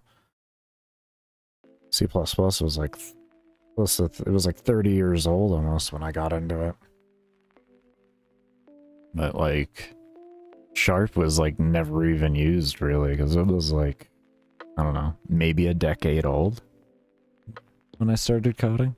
It was like really just kind of like started to be understood to a good degree.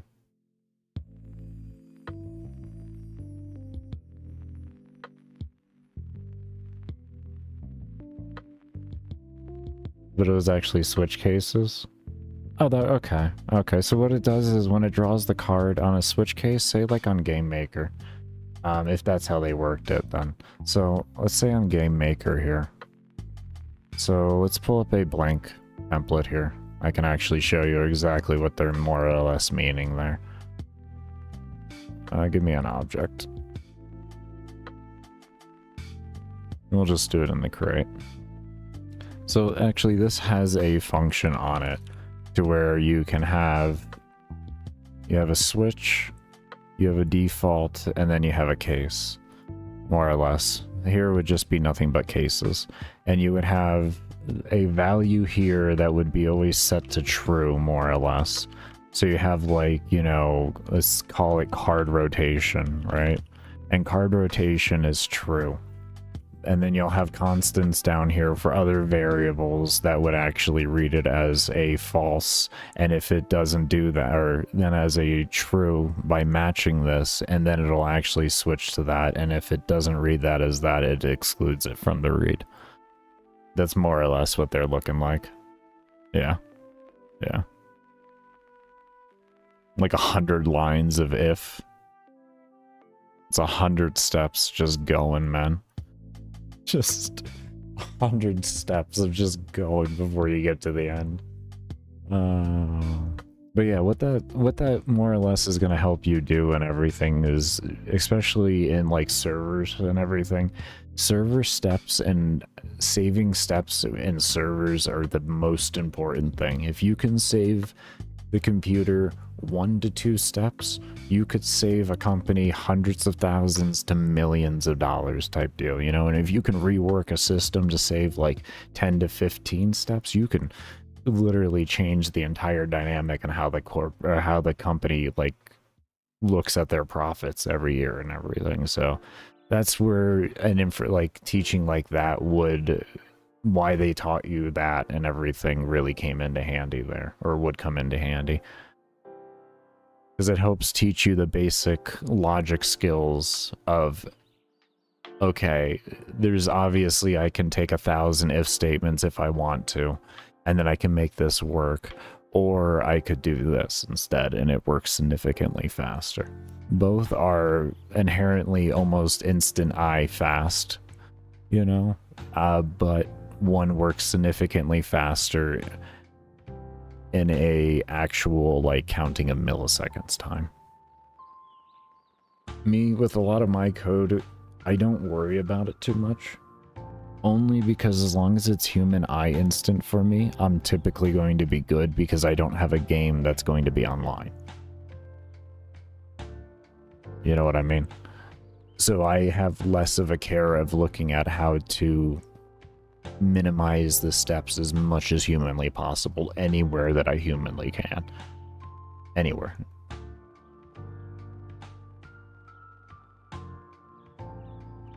You know, as long as for me the interactions don't reduce my mob density or the mechanical interactions that I want to occur, as long as none of that happens, I can be a lot more lazy with my code overall.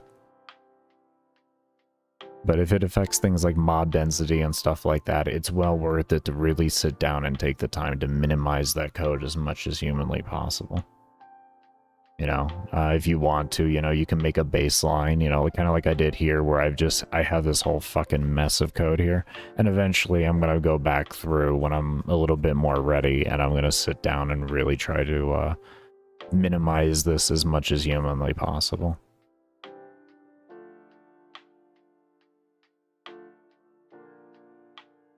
But yeah.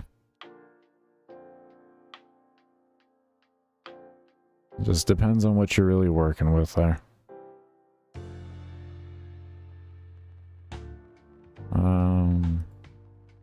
We're gonna call that 1.4 smooth there. I don't feel like I need to go to 1.5 because I know 1.5 is good, so 1.4 should be good because we really didn't get many problems. And I guess I can test what?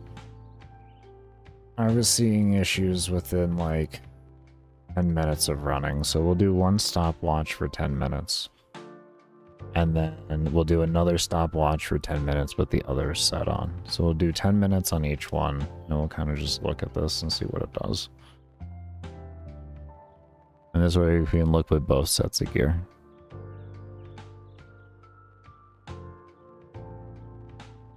This will be the one that will cause more problems than anything else. So... you know, actually, let's set it to 1.3, where we know problems occur, and then what we can do is we can set a stopwatch to figure out at what time we saw the problems occurring, and then we can send that back into relation when we actually go to test the higher numbers. So we know 1.3 caused issues. It did take a little bit, but it did cause a little bit of issues. I don't want the player to have any dips in FPS. Like, into the sense of, like, performance degradation from what their desired FPS is. I don't want things to feel, you know, like you're actually missing frames or lagging or whatever. You know, whatever the player may want to say, they're blaming right there. I want the game to always feel smooth. Oh, let me start my timer. Yeah, there we go.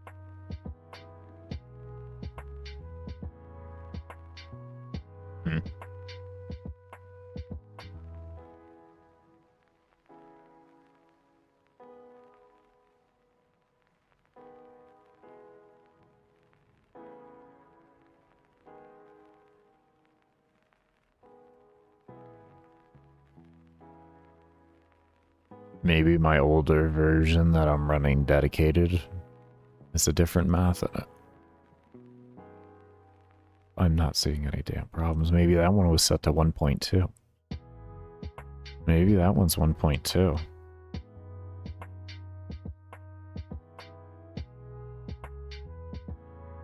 I am not seeing any issues happening at 1.3. And I know we're going to at least have it before a reset occurs.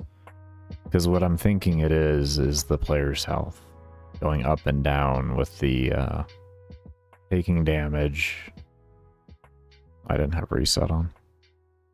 Taking damage and healing themselves. And then the HP per 5 going through and all of that. What I'm thinking is going on. Mainly, I think what it is just the healing. Like everything, the damage and healing occurs so fast.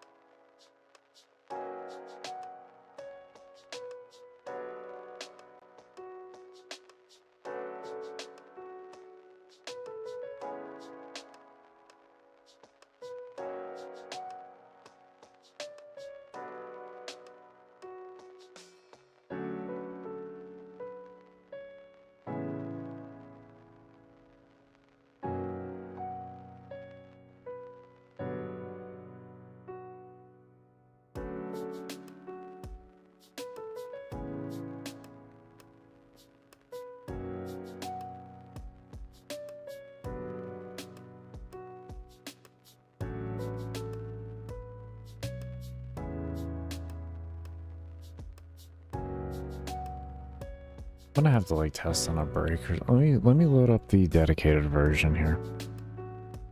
Let me just load this one up.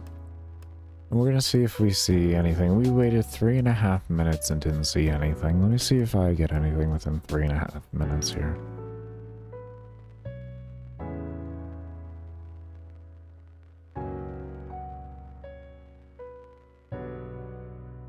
So maybe I already changed this. I just don't recall doing it. You know, that density does look a little bit larger, to be fair.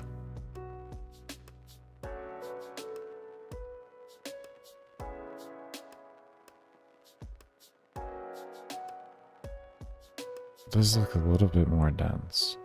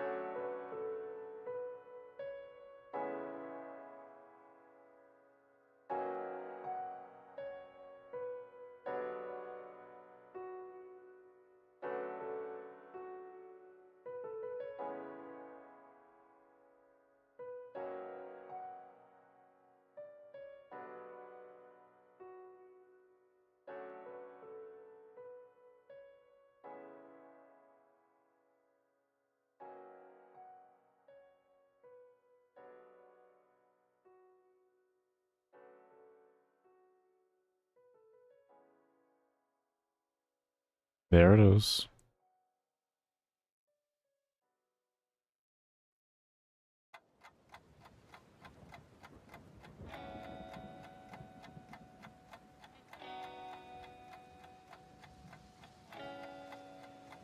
It's very, very subtle. I don't know if really anyone even notices it, but it's extremely subtle. I've just spent so many hours staring at the damn thing, I can see it happen. It's very, very, very subtle, though.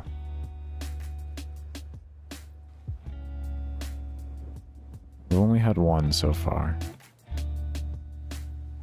We had one within 2 minutes.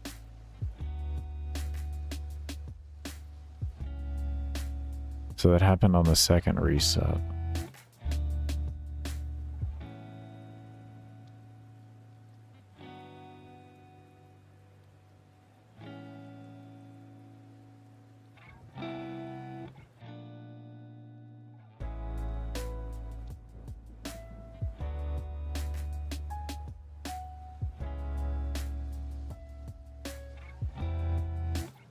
Let's see if that occurs around the same time with this reset.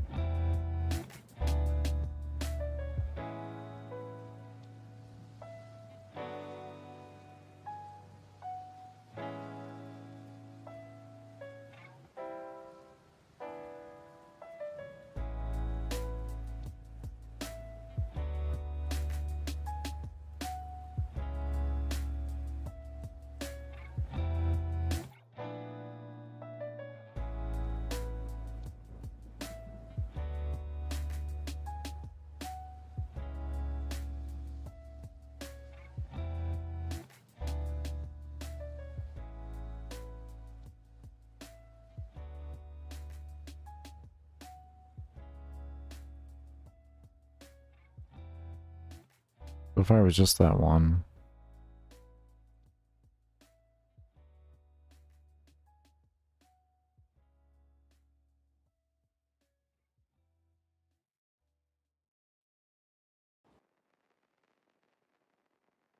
You know, we'll leave it on 0.3 right now. 1.3. It was 4 minutes of testing. Okay, we'll leave it at 1.3 and we'll kind of figure things out here. The highest it's gonna go to is 3.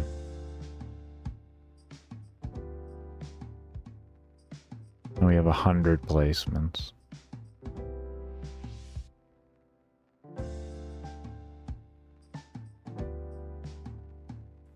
We innately divided by 100, we're gonna come out to 0.03.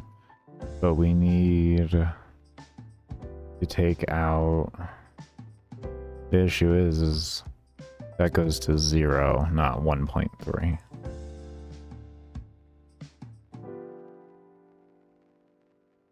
And if we took...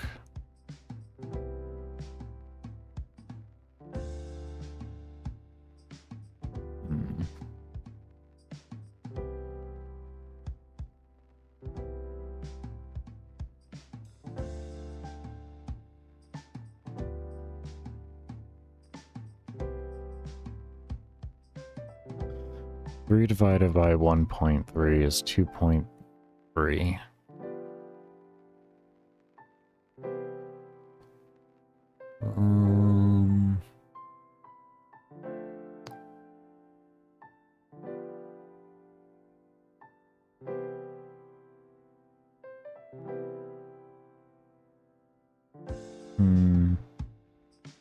There's gonna be a number that comes to me. Be a number that comes to me. I've really already been coding for 38 minutes. Jesus. All the testing. It's fine.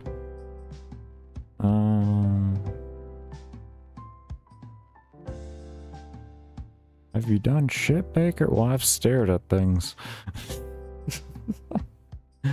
I've stared at things. Sometimes it's not a productive hour.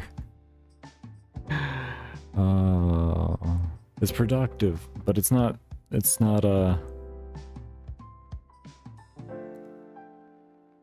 completion productive. Just we're kind of getting somewhere. Kind of getting somewhere. Alright, so what is the difference here? We have 3. Oh, here we go. My brain. I'm so fucking sometimes. 3 minus 1.3. We have 1.7 as a gap in between them, right? Okay, so we divide that by 100. So that, and it's 0.01 fucking 7. And then that there, if we take 0.017 and then we multiply it times 100, then we go from 1.3 to 3. God, you're dumb sometimes.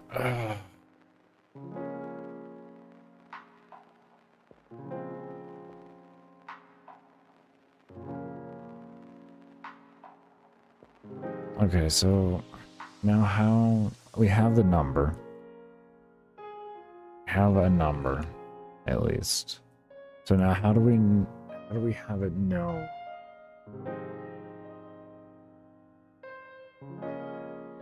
whether to add or subtract?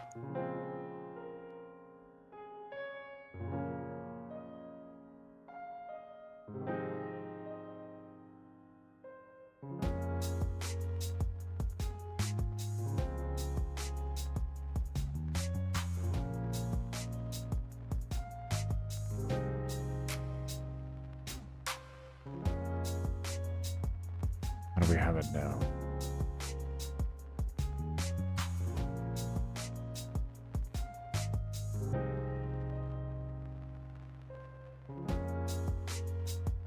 I guess we can always just have it start at one value and then have it just go back from that. We'll just have it a value that's always set defaultly, and then you have to set it every time. It's not a saved value. Because the player doesn't have to invest into this, so we can just have them set it every time they enter. Kind of a good idea, yeah, actually. So we kind of set this up with a minus. Because logically, to be friendly to PCs and everything like that, we're always going to set it to the minimum as a base. So 3 becomes our baseline, right?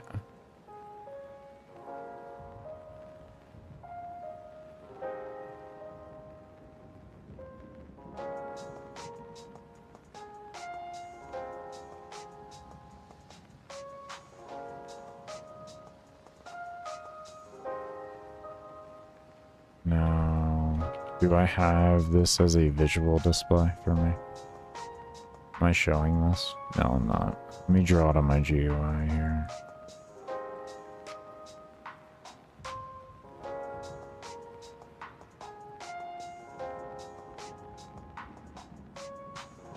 We'll just say 600.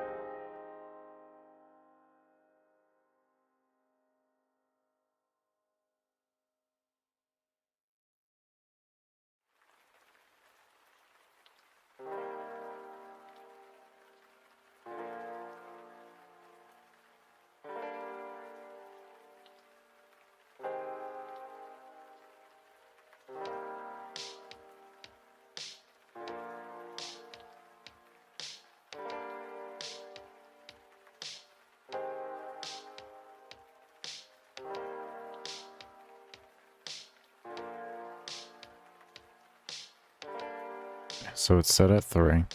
We have that confirmed. We can see a clear difference in mob density here. Massive difference. Okay, good. Set this up.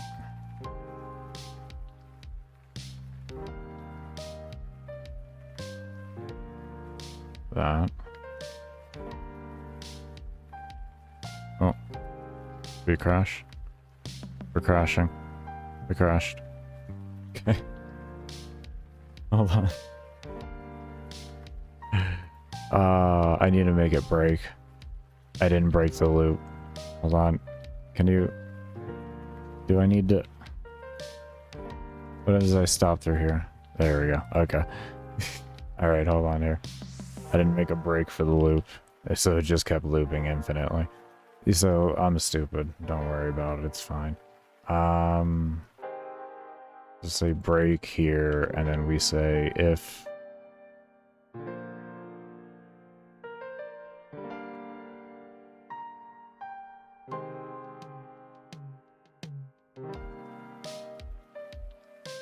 let's just create a value here.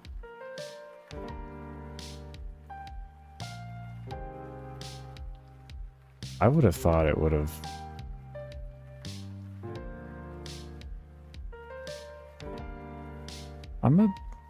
Hold on here.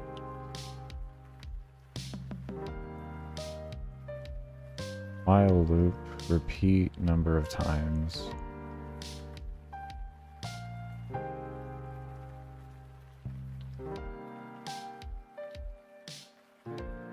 Is this in general causing an issue?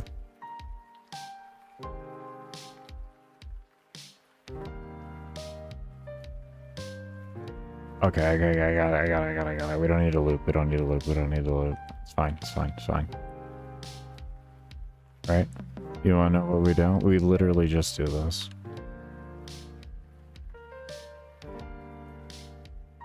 I'm just stupid sometimes, okay? I'll get there. I don't know why the fuck didn't come to me in the beginning. Okay, we got 3. Let's confirm 3. 3 has been confirmed.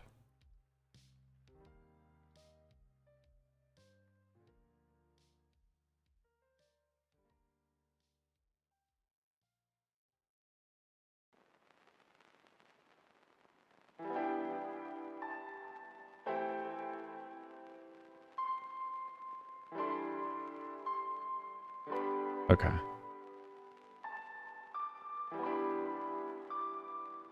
I don't know if I needed to do this or not, but we will. Deactivate instance layer. There we go. And we need... Which layer would it be? Who are you with? Parent spawn. We need enemy. Enemy.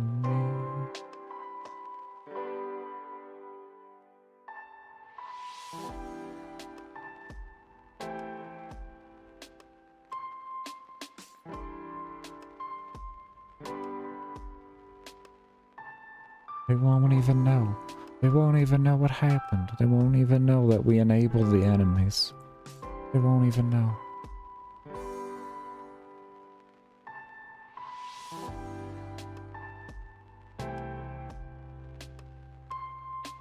Okay, there we go. We got an error at least. Unknown object, mob spawn value.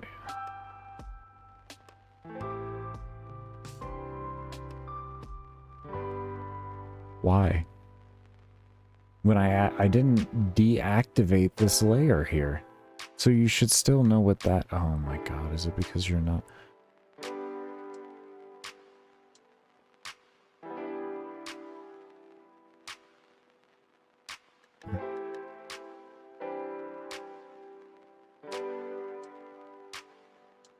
Okay, how do we send the value? How do we send the value? Without making it a global.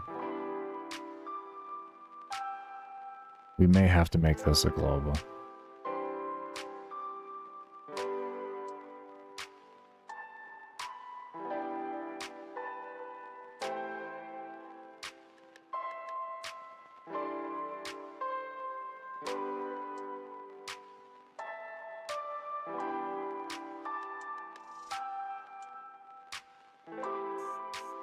Yeah, we'll make it a global.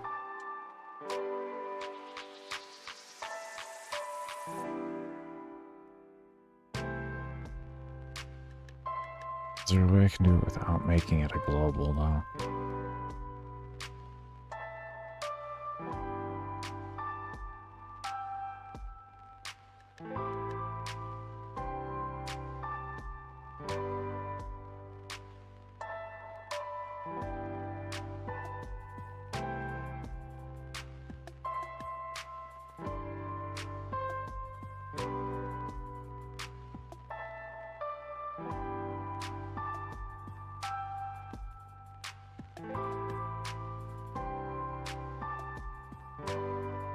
Do I create a system where they're all parents of each? No, then you're not. Alright. Let's do this. This all around.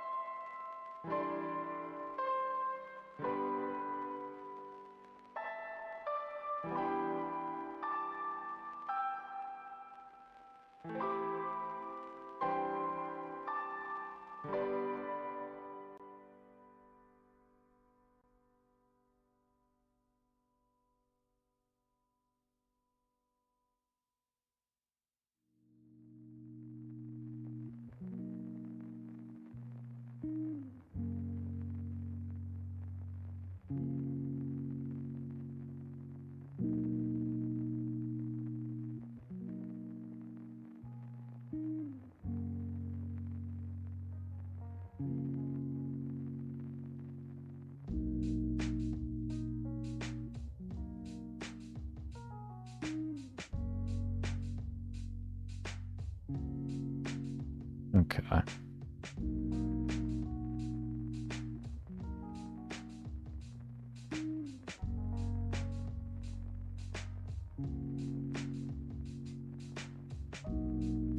Let's confirm here. I got 3. Okay, good. actually, let's do something too. When we do this, let's also just destroy these damn instances.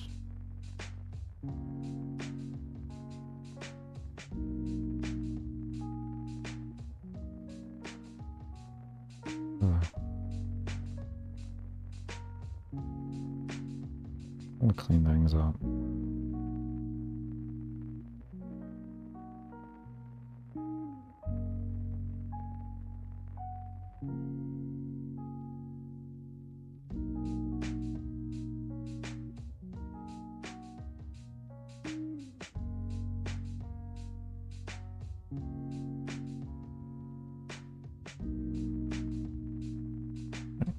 Let's double check the 3.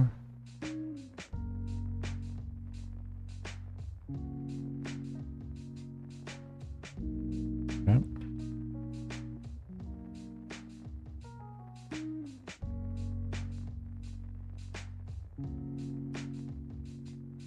Alright. Now it's 4.7. Supposed to subtract.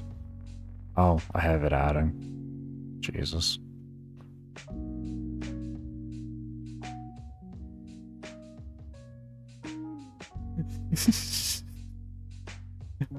We're getting there. We're getting there.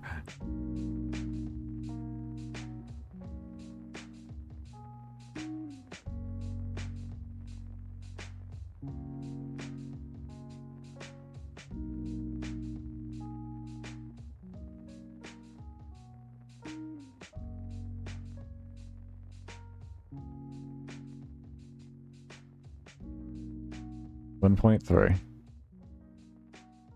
Let's see. Did you update?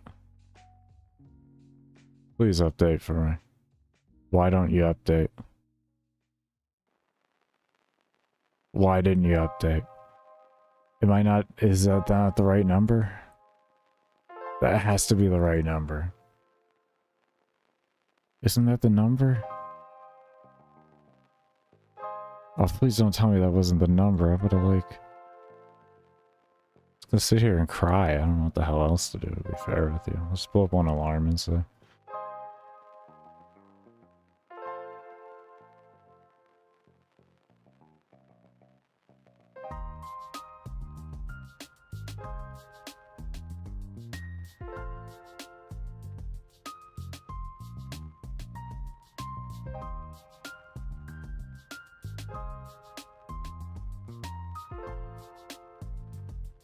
Upset.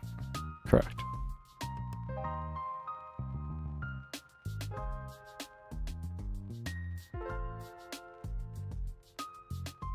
Wait. Wait a moment. Wait a moment. Yeah, and then there's the scale. Does it not update? Okay, okay. Alright, I got it. We got it. Don't worry. It's fine. It's fine. It's fine. Okay. Okay, I understand now. It took me a moment, but I completely understand what we're doing here.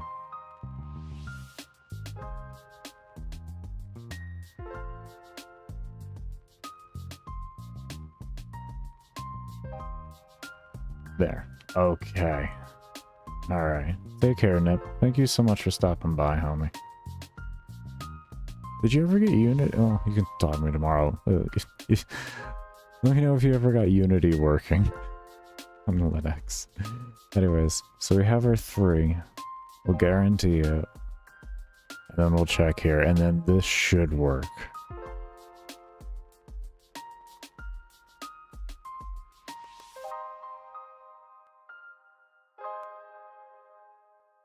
Okay, let's see.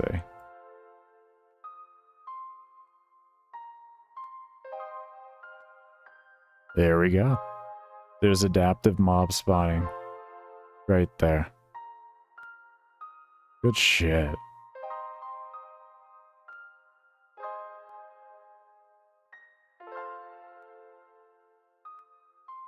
Good shit. No? Oh, that's unfortunate, man.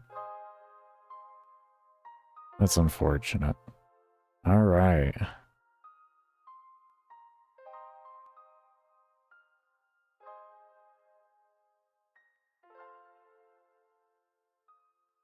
Okay.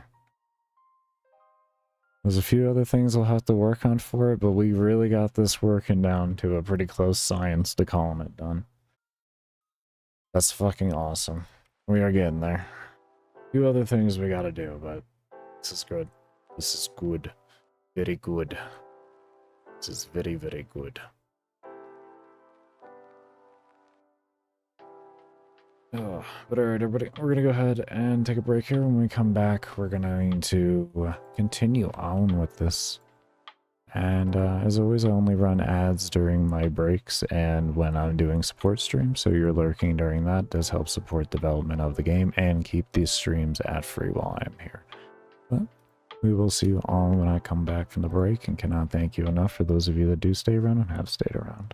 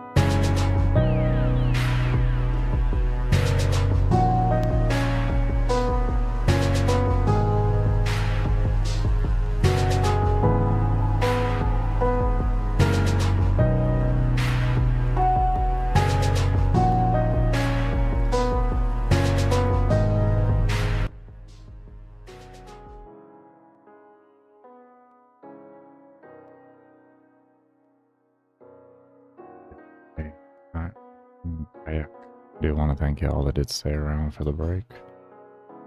Get the engine rolled up here. So we're gonna work on a few things here.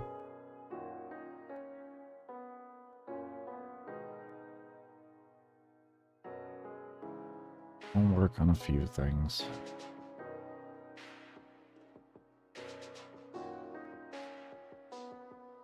Okay, that's up. Switch over to that.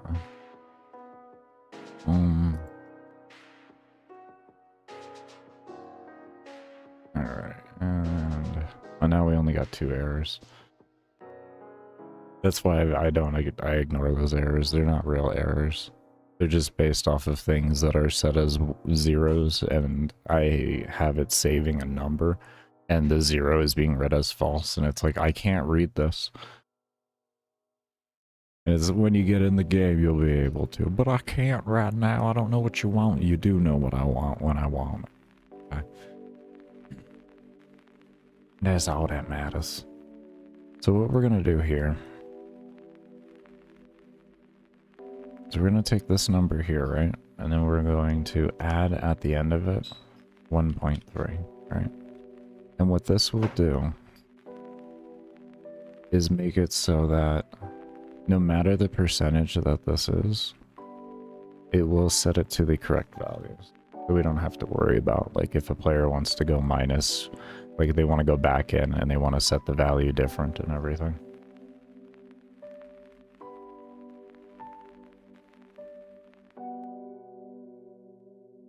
And I could have done that in the beginning, but I like to work through my system slowly so that I can feel the upgrades. Or feel the changes in the code and everything like that. Okay, and we're at scale 3. There's our mob cap. That is confirmed mob cap. Now we come over here.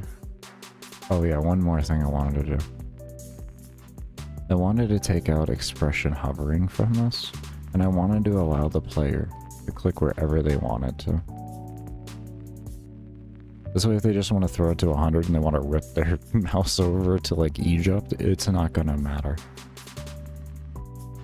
Like they're not gonna be bothered with it. It's not gonna affect them at all. So hold on here. Let's get that confirmation of mob count.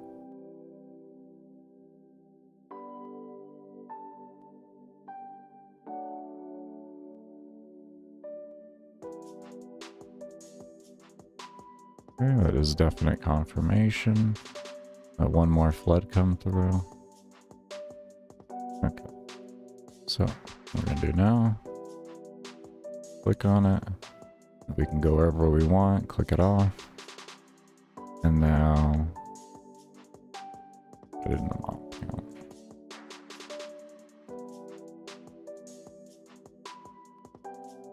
Is it minus? I'm confused.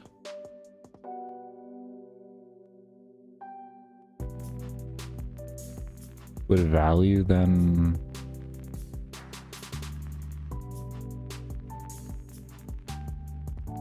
Hold on. Hold up. Wait a minute.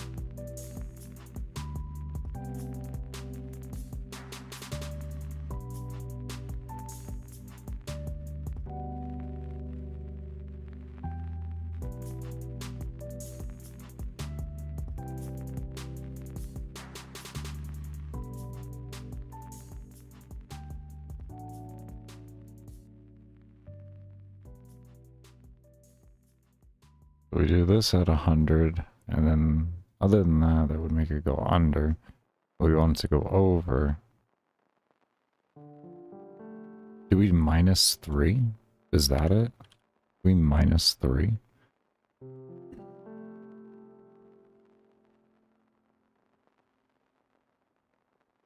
Doesn't feel right.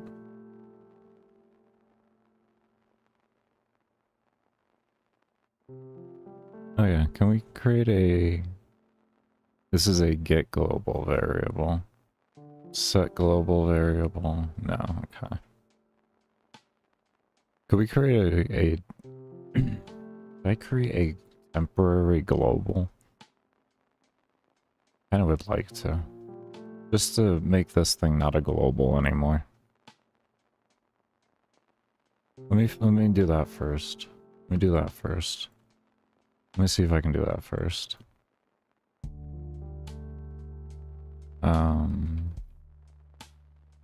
Actually, we'll do that to that, right? What we can do is right before.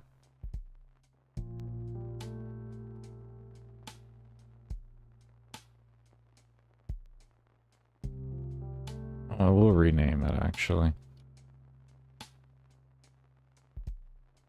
Global mob total. Then that will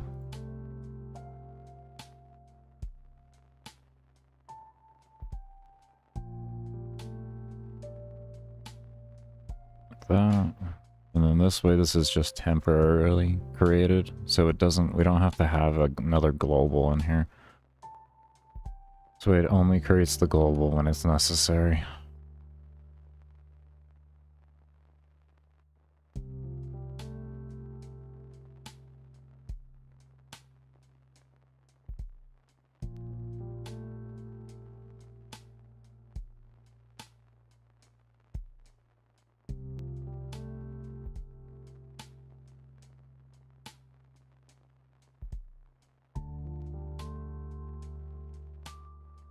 Let's see if that works first.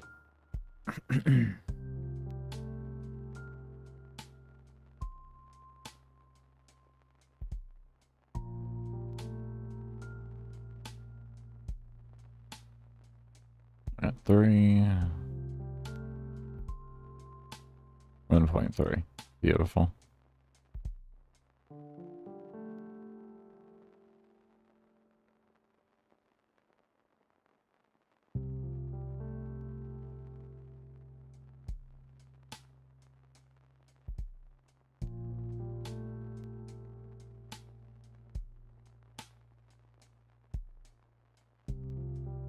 I got it, I got how we can do this. I got this. Sometimes just doing the action of what the player needs to do will make you think of what you need to do to make everything work correctly. So whenever you're stumped on something, just start doing what you want the player to do. And sometimes you'll figure out exactly how to set it up to make it work correctly.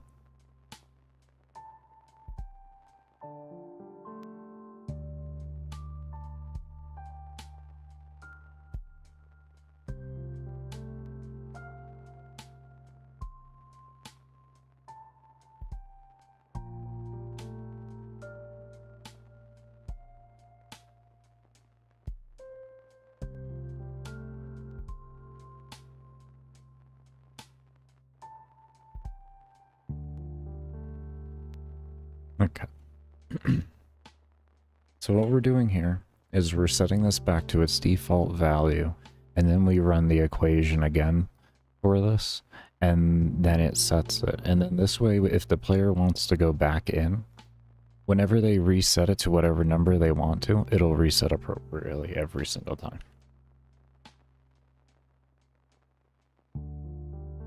After we get this working, we're going to create a box that you can hit, and you can enter in the values yourself, and you don't have to have a slider. And you're going to be like, Baker, why the hell did you work on the slider? Well, if you weren't here yesterday, I need to eventually learn things for volume and stuff like that, so I wanted to learn how to do a slider before I moved on, and I figured this would be a good place to have it, because I can give the player different options, and we're going to do something a little unique with the slider too. So just kind of like a little layer to it, if you will, to give it something unique. And it's nothing more than visual aesthetics, but it's just a nice little thing that we'll end up adding.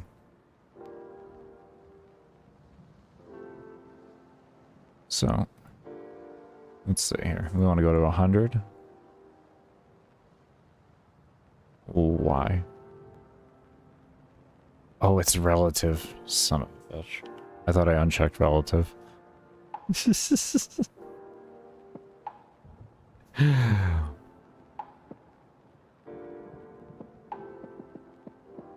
want you to become the value, not combine into the value.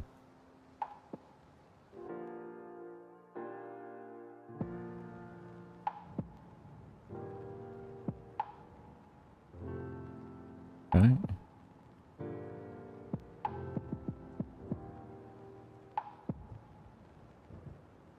Now we're at 1.3.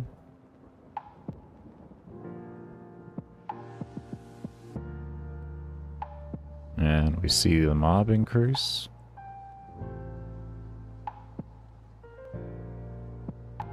Now we want to come back in here. Want to set it to around 50.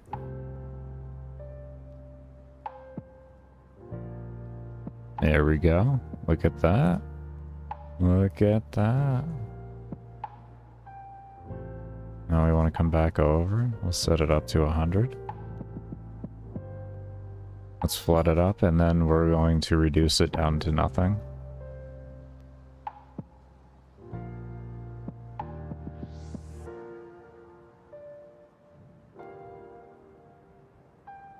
Okay, come back over here.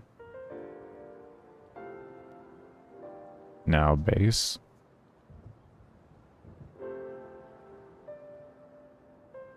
Fucking beautiful. Oh. That's what I'm talking about. That feels good. That feels good right there. That feels really good. Look at that. Look at that control. Oh.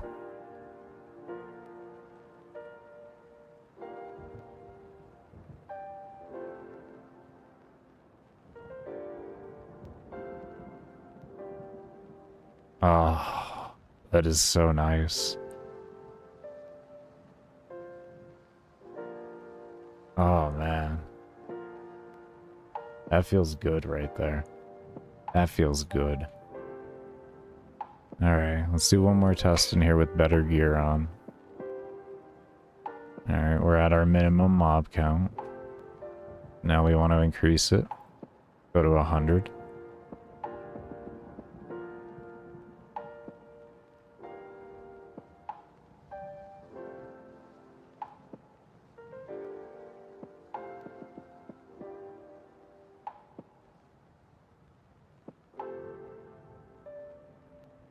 Okay, we can clearly see a massive difference. Now we come back over. Want to set it to down to the minimum again. There it is. Completely cleared up.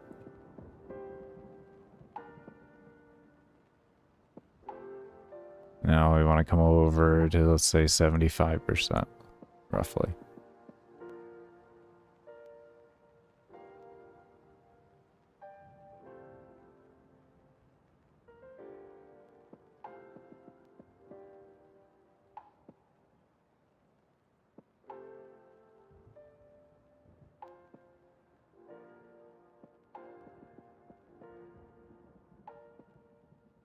Okay, we want to go to 25%.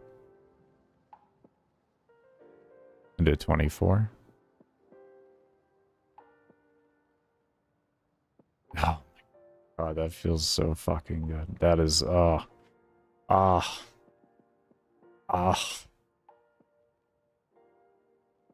clean up the war. That feels good. Alright, let's have some fun now. Let's do a little bit of something here. Let's do a little bit of something here. So we're gonna do something. We're gonna have a little fun with this. We're gonna give this no sprite, right? And we're gonna say, if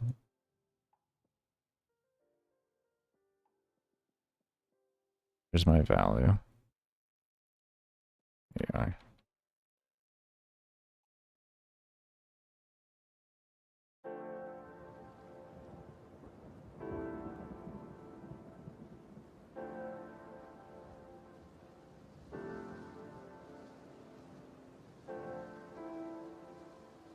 Equal to 20.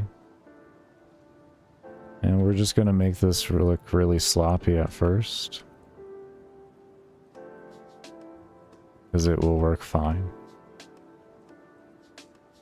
It will work fine.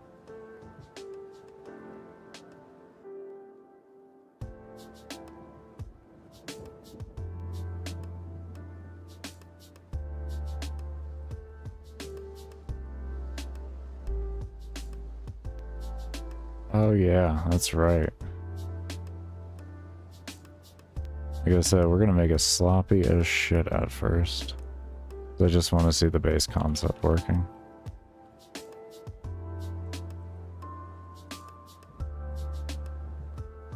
How big is this object? How big was this object? Am I gonna need to make new things for this?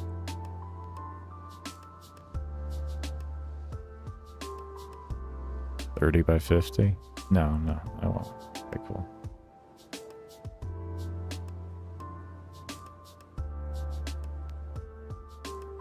Alright. Then we can refine this up more as we go along with it. We'll just start it out nice and basic.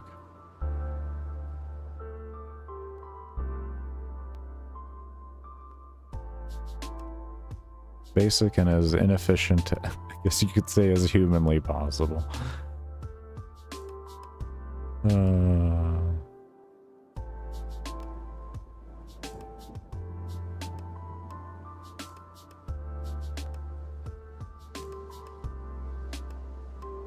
Come on, you'll be okay. You'll be okay. We're gonna copy and paste you as soon as we're done. Okay? Just calm down. You know what, actually, mob slider, let's go ahead and just open up a new one here. We have a lot going on in this workshop, and it's gonna take a minute to close. Well, let's go ahead and just close it up. That should be my indicator to clear it up. I shouldn't be stubborn, I should just clear up my workspace.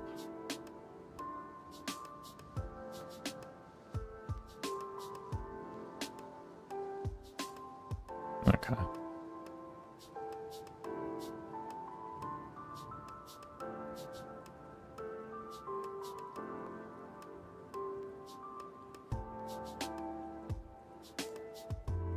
Alright, let's see how this works.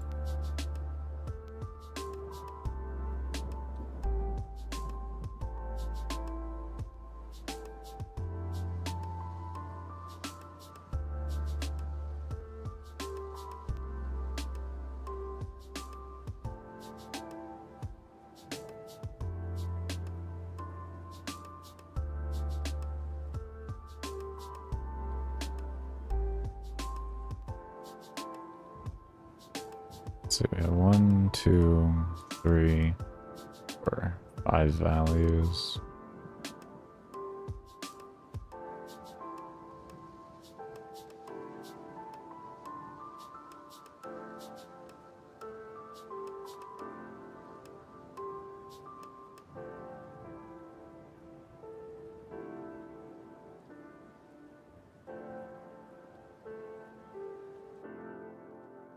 Less that. I'm just gonna make one more. Say equals 100.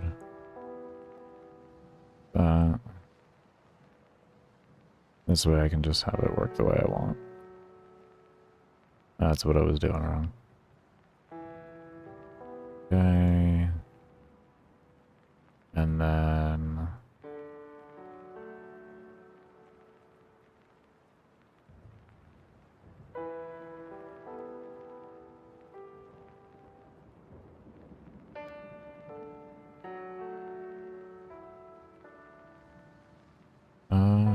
I'm actually doing these in the correct order. Done.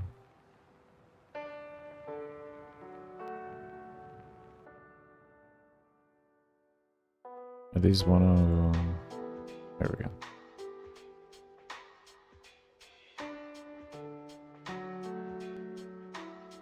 I'm just gonna open this. Baker, maybe you shouldn't have made it inefficient in the beginning. Listen, the order of it has nothing to do with the inefficiency of the code that is presented.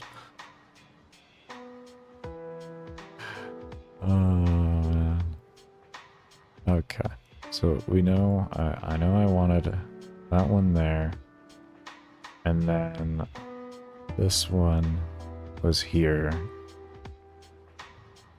and then this one... This, and then this, I think.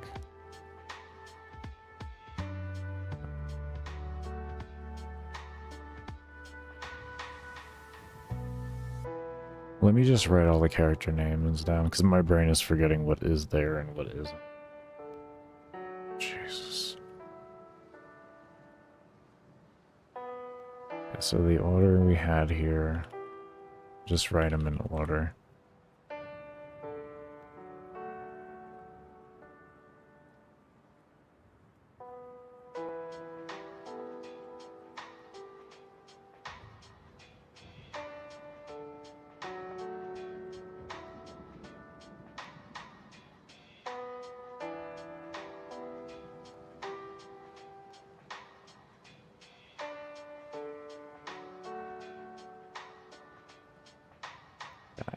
Yeah, that is correct. Okay. Let me just put this over here for myself here so I can stop being stupid. Because I got that. Got that. There we go. Okay. This goes here. And then here was that. And then that. And then that. Okay.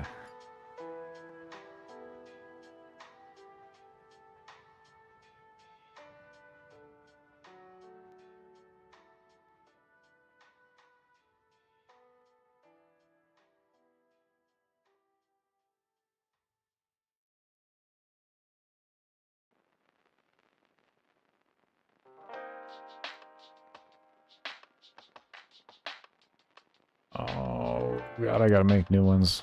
I gotta make new ones. Okay.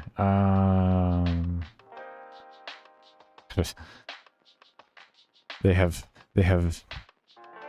this hitboxes are the problem there and such. Okay. Alright, we got that. That's fine. Alright, so got Munchies, we'll dupe him and we'll call him Munchies UI, right? And then we have Blissful UI.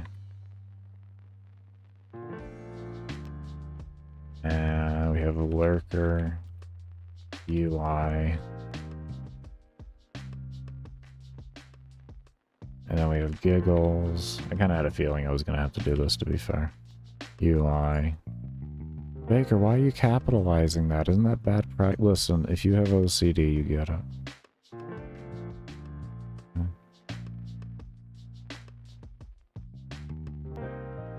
1, 2, 3, 4. Okay, so there's Moros UI.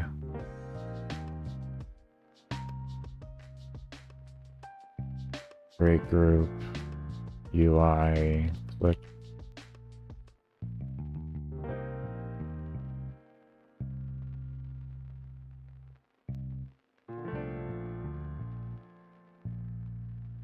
Gazer UI. Oh. Okay. Collision mask.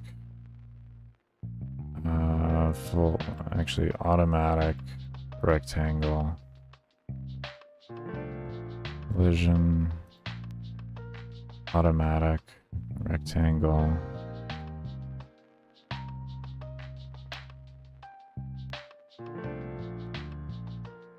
Automatic. Good. Automatic. Okay.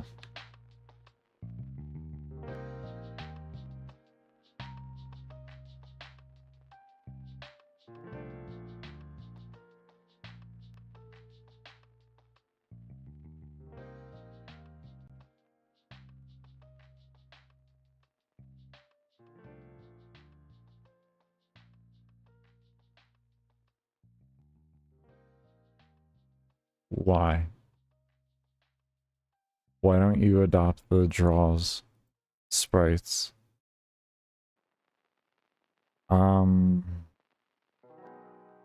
What is that? Is it mask? You use mask? I think it was mask. I think it's a mask.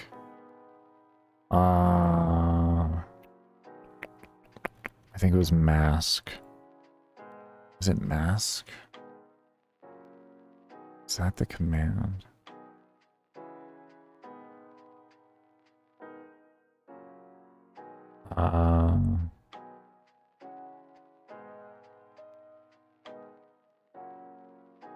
Sprite set. And then we do mask index. Mask index. Mask index.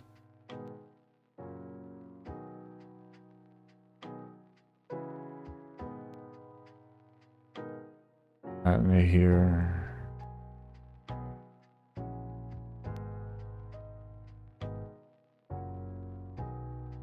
I can see what happens. We may have to just change mask index is what we're doing then. I don't know. We'll see. Oh my. Oh, hold on. Why don't you want to move then? Ah, there we go.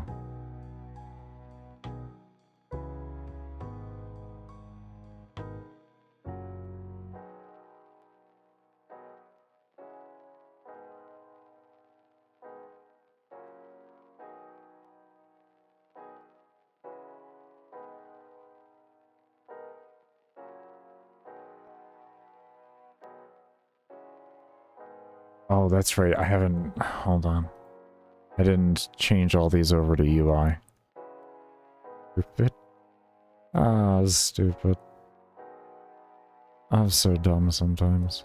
I think of other things, and then I get distracted on those things, and then I forget about the things that I was originally working on that gave me the idea of the other thing. And then all of a sudden I'm sitting here having to re-remember the thing because of the things. It's a lot of things, but you know, hey, at least we get there eventually. Okay, so now these will have the correct hitboxes so that the interaction can take place a lot easier. Actually, let's try that first. Why didn't I just try that first? Why are you doing index? You didn't reset all those, and then you're sitting here doing a mask index like you reset all those when you just made them.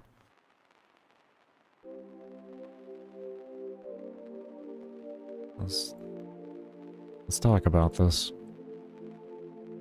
Oh. You need the mask index. Look at you.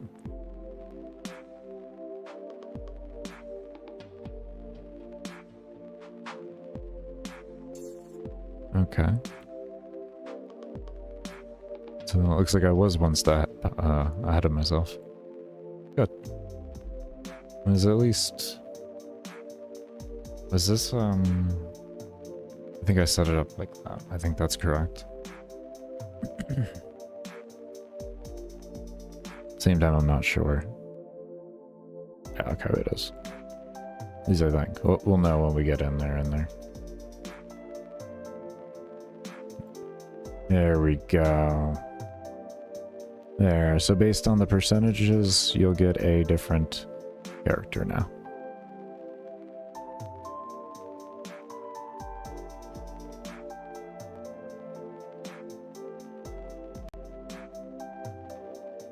I gave a purpose to the slider.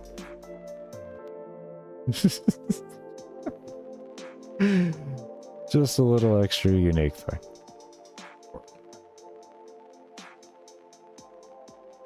So at normal base value, you have munchies out, which kind of makes sense. You're just chilling. You get a little bit higher on there, and you get a happy amount of mobs at around 20%. And then you hit to 40, and it's just, you're giggling because the mob density is enough to kind of make you giggle a little bit. You know, so it's just enough to make you giggle a little. Just enough. And then come up over here to around 60%. You start realizing it gets a little more real from there.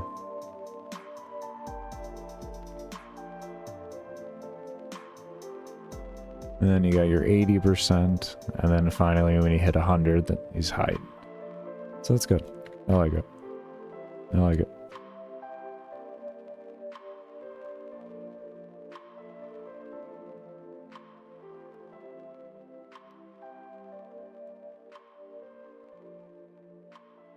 Okay, so we had a little fun with that.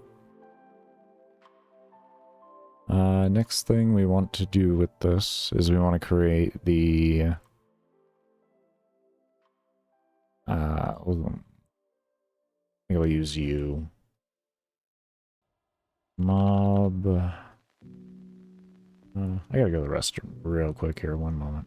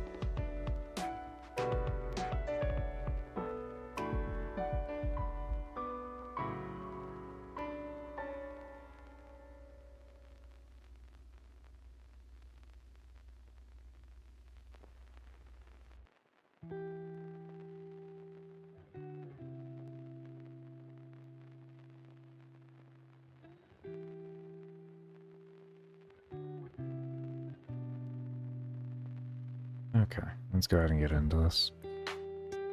Get back into this. We'll call this mob type value. Want that. Why not? Save real quick, open up a new workshop.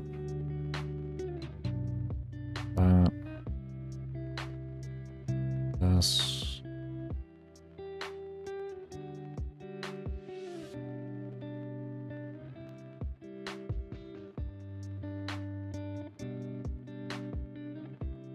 Could I just theoretically draw this on the GUI?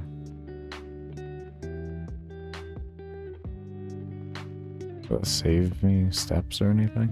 It might be faster. I don't know if it would matter, though. I don't know if it would matter.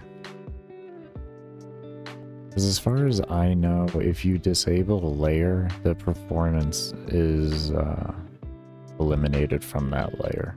As far as I know.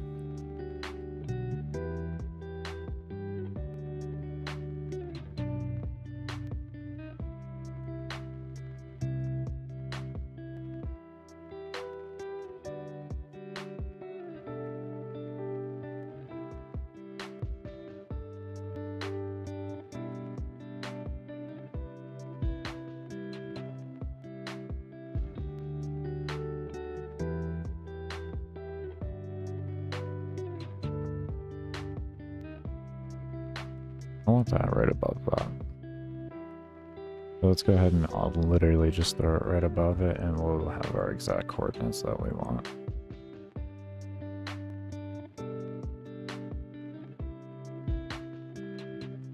$53.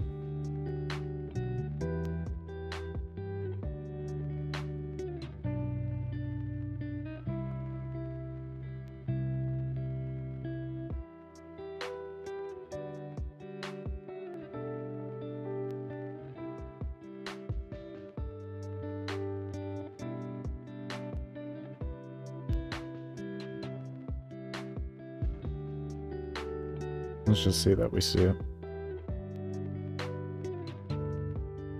We'll also have to add in to the other code when we hit enter to delete this as well.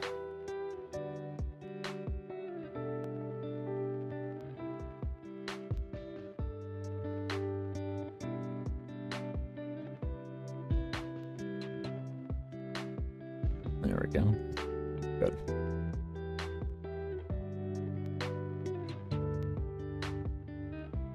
Oh.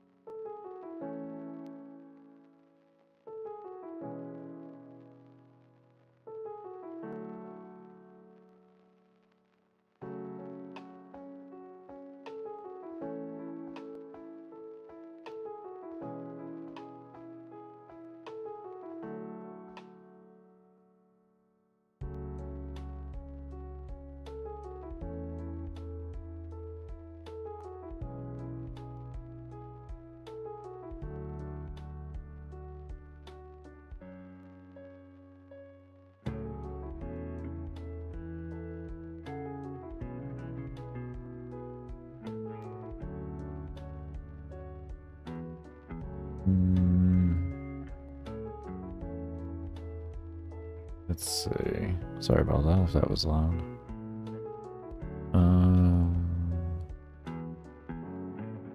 Okay.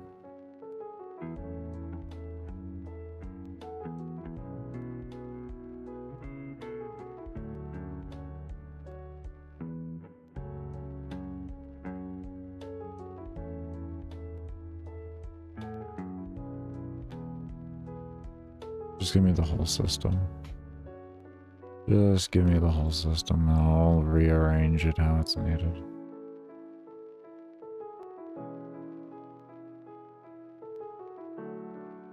Okay, so we're going to go ahead and take a break. When we come back, this is what we're going to be working on here, is creating the input values and all of that, so the player doesn't always have to have the percentage thing there.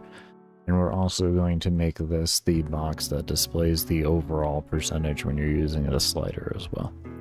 But do remember, I only run ads and everything like that during my breaks and when I'm doing support streams, so your lurking during that does help support the development of the game and support the channel, and keep things ad-free while I'm here.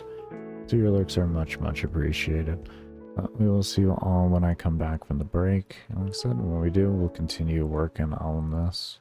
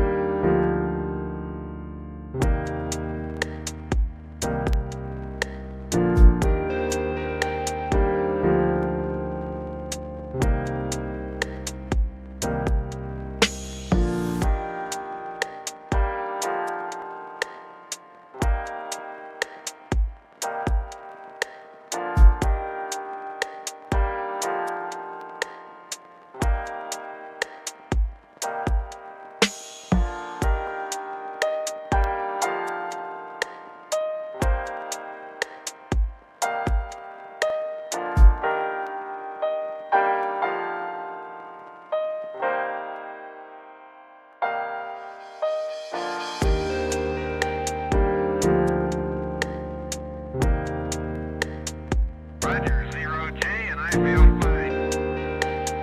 Discovery Houston, press to ATO. Nice to be in orbit. Liftoff of mission 41D, the first flight of the orbit of Discovery, and the shuttle has cleared the tower.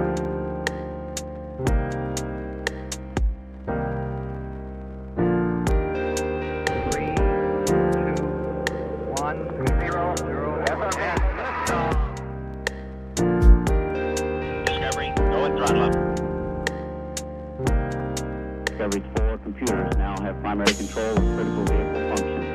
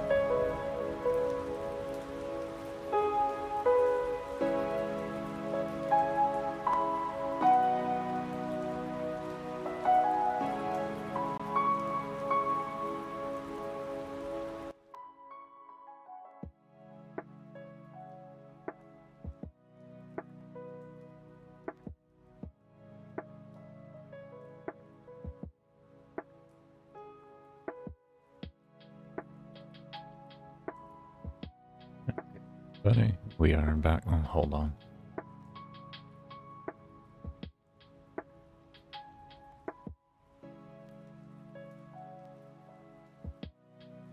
Okay. Yep. There we go. I don't have a... We'll call it a frog in my throat. Did I never close the goddamn... I never closed the game engine. I hate when I forget to do that. Let me just close it real quick here, and then I'll just reopen it. Oh, you dumb. You are dumb. Okay, let me just do this. Relaunching it will still be better than nothing.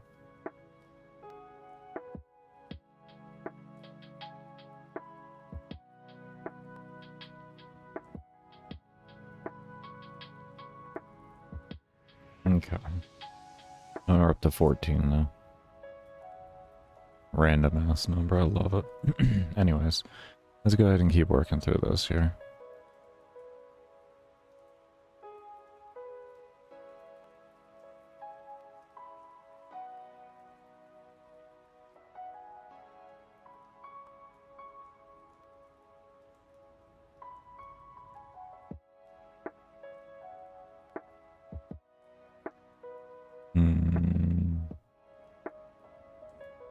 Do I just want to throw a if down here?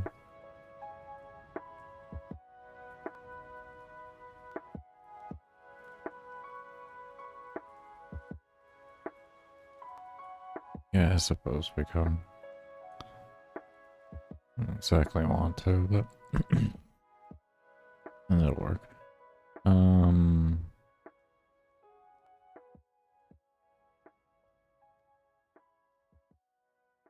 This and down here gives me enough of it. Clicked equals true. And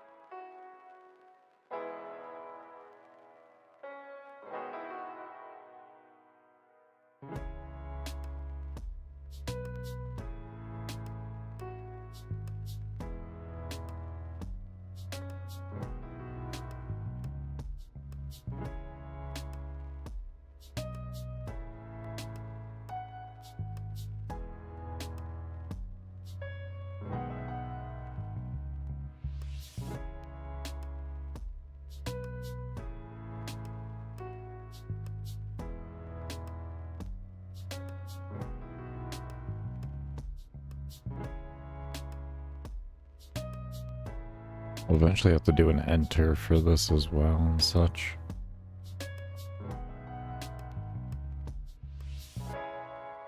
So the player has multiple options of key bindings to set everything, which is going to be important.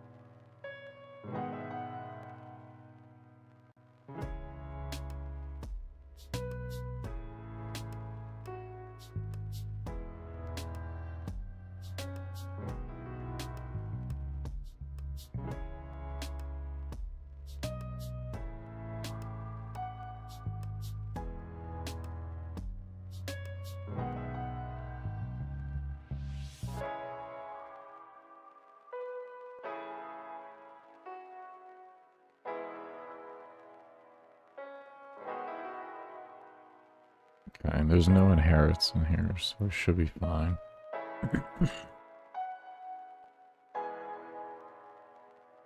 I kind of want to just re-add everything and make sure I'm overwriting.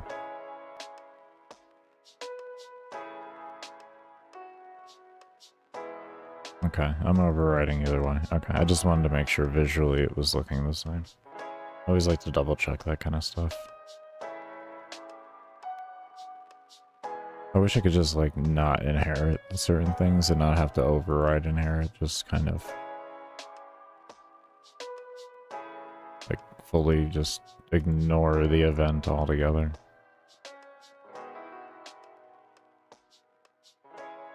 That is something I wish I could do.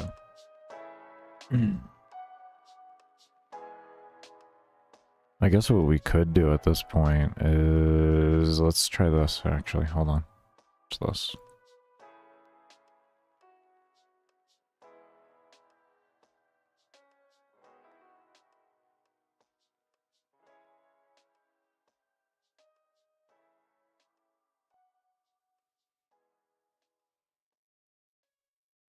Actually, let's just start you off, apparent, instead of Bob.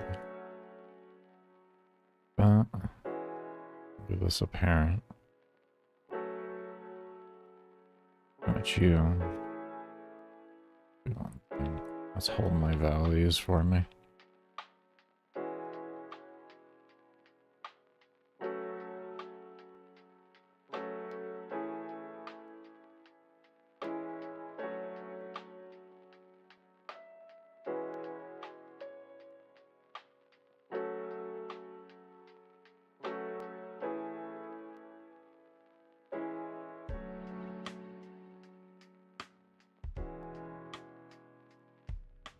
Okay.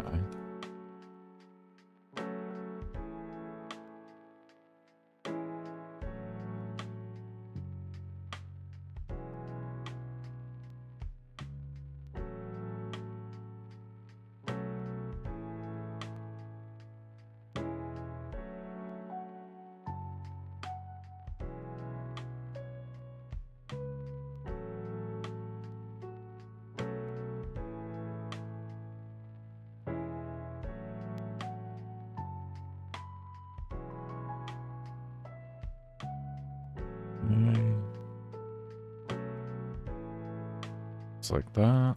Okay.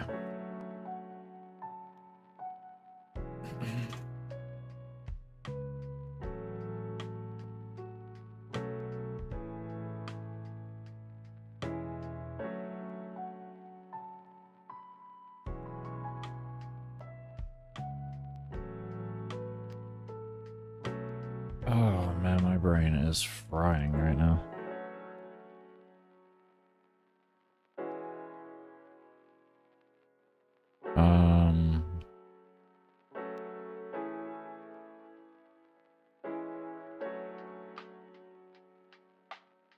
Yep, I think we're gonna go ahead and end stream here for today.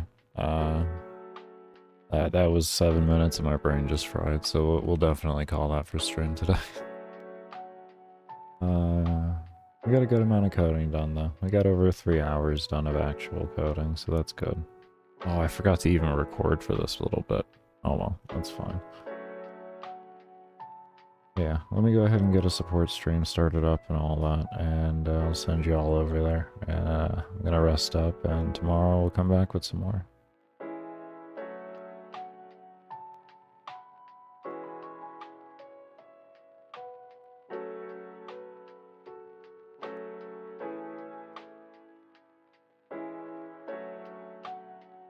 Wonder, is this version playable?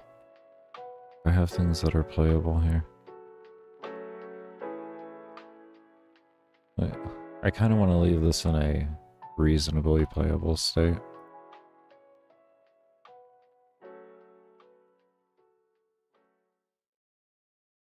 Okay, good. I can at least do that. Awesome. Okay, cool. Okay, because I want to render a new version of the game and all that. Okay, so the one thing we did need to do then before we end is we'll come over here to parent and spawn. And then draw GUI. I'll get rid of that. That is not necessary. And save that. Go ahead and run a clean on this.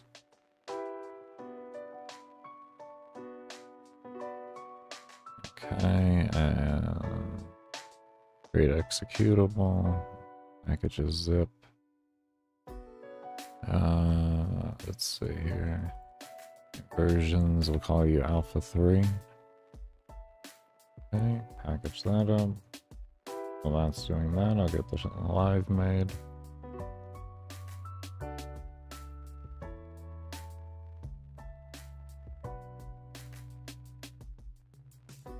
And let me get you all redirected. Okay, unzip, extract. Be all here, save.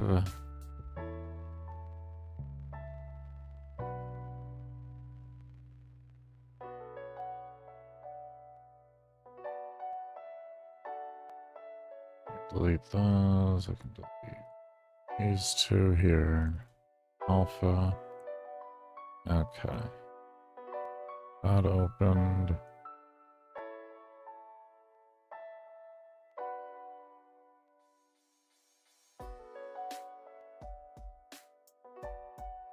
On this one, I'm going to set it to 50% roughly. There. And then auto reset. Ooh. What happens when you auto reset? Do the spawns? Oh. Oh, I didn't think about that. I didn't think about when you auto reset what happens. Oh no. Oh no. Alright, let's just set it to max. Have auto reset on and we'll know what's happening. Oh no.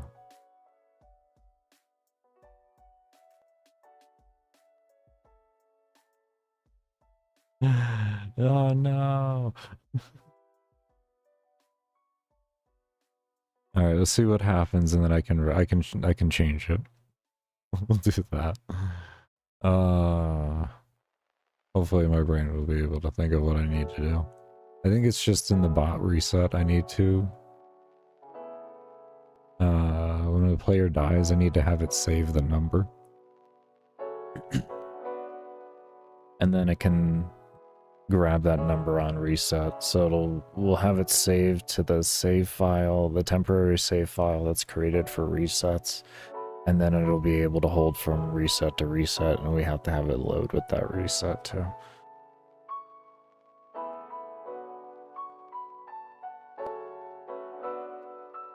But I can almost bet this is going to go back to default.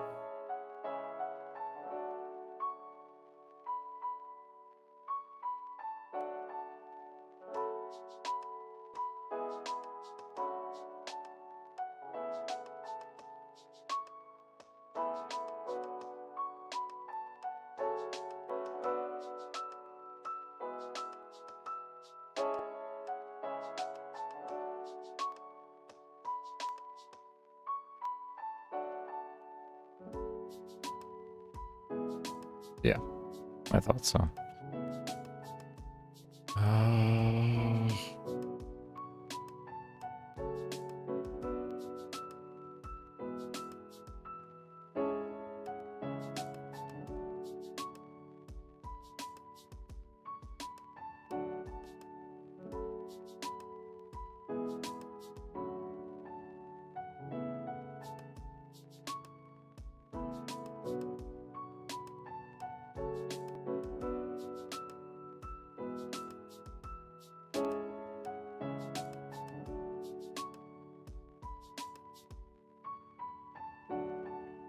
Oh god, my brain. You got this, come on. You gotta do it. You gotta do it. Just get it done. Just get it done. Alright, S equals false. I don't care about that. Here's equals true.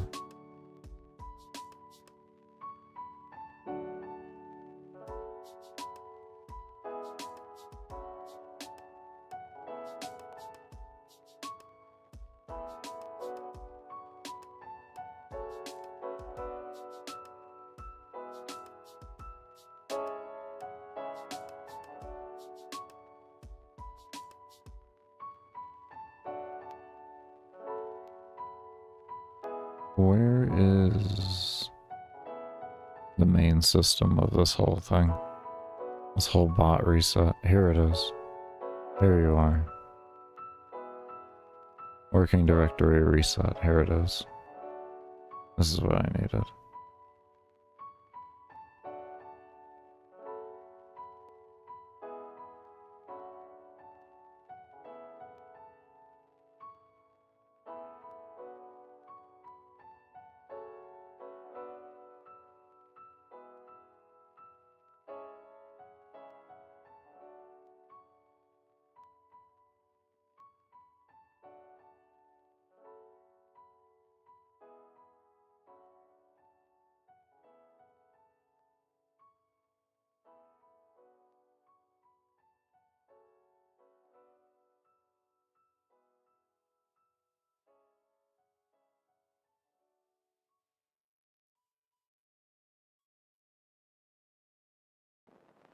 You're not gonna like it because it's not a global.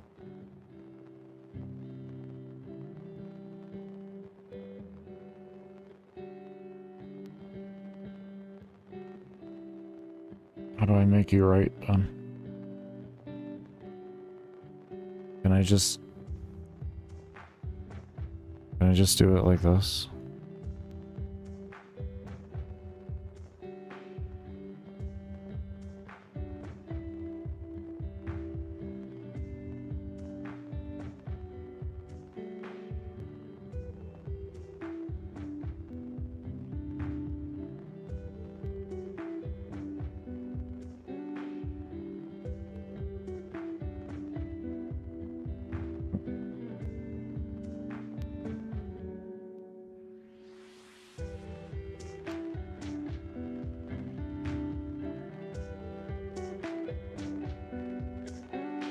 I don't think this works like this, but we're gonna see.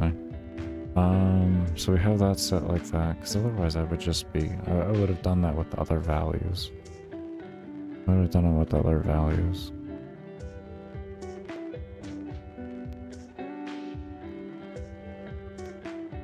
Almost guaranteed we're gonna be throwing an error on this. I don't know. Let's just see real quick.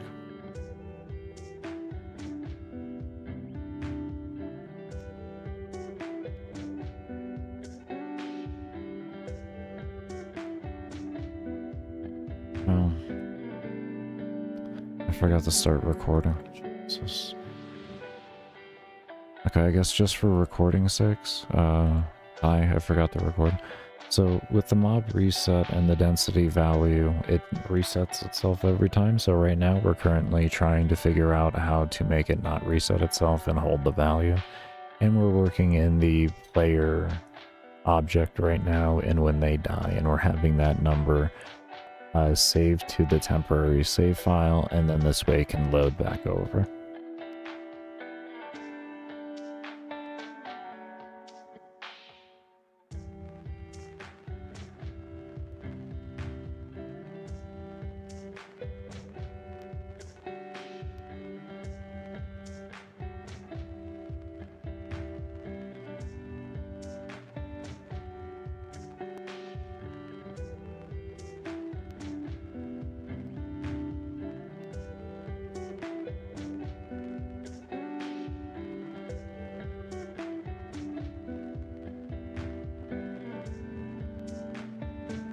Let me just double check. Auto resets on, and we set the mob count.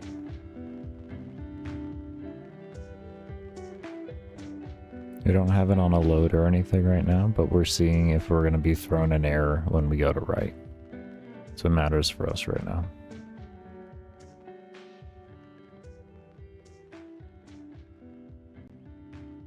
We may have to open this up as a directly separate text file and have it save. I'm not sure.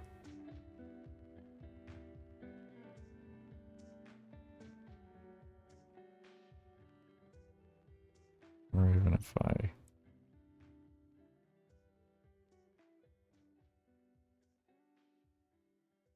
Oh, okay, I might be able to do that. Yeah, okay, that's probably what we're gonna have to do then.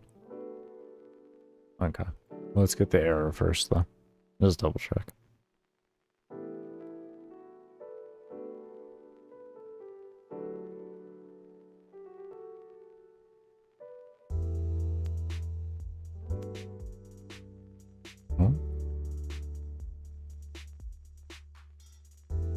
that did reset. It's not gonna hold the value, or it's not gonna load the value, but give me a second here. Let me check my folder itself. I did not expect that. Reset, here we go. Mod value 78.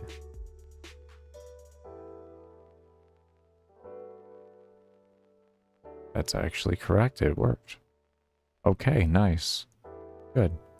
That's unexpected. I'll take it. Okay. Alright. Good.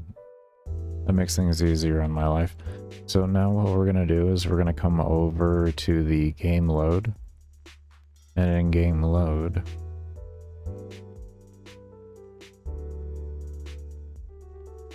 we will find where bot reset equals true right here, and we're gonna find a read.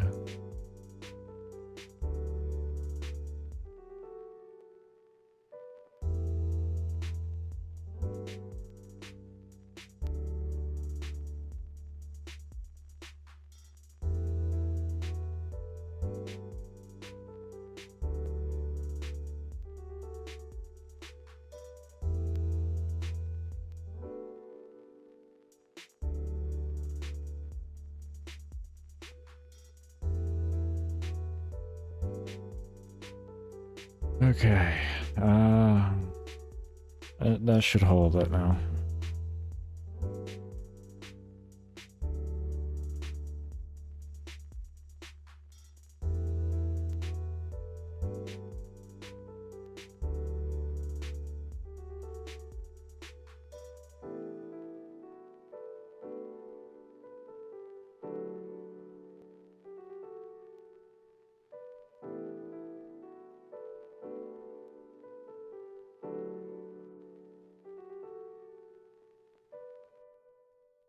Oh, my brain.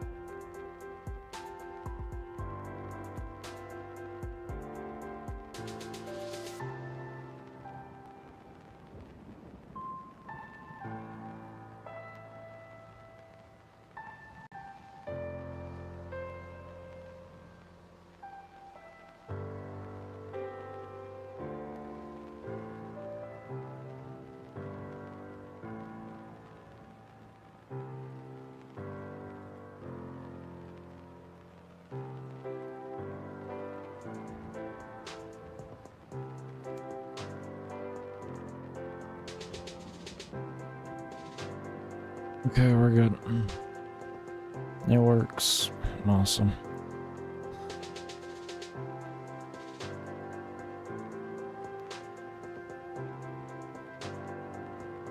I know I don't sound excited. It's just my brain is absolutely fried right now. That was the last bit I had of me there.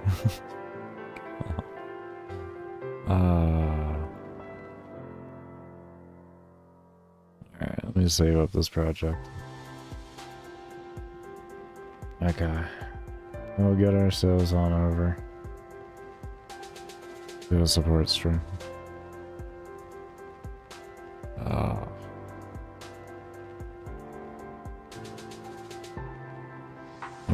Be right back. Here. Okay, everybody. Alright. There we go. Okay. I'll do that. Moment here.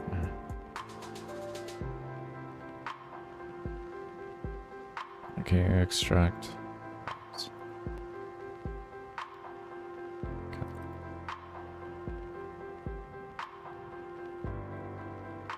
There we go.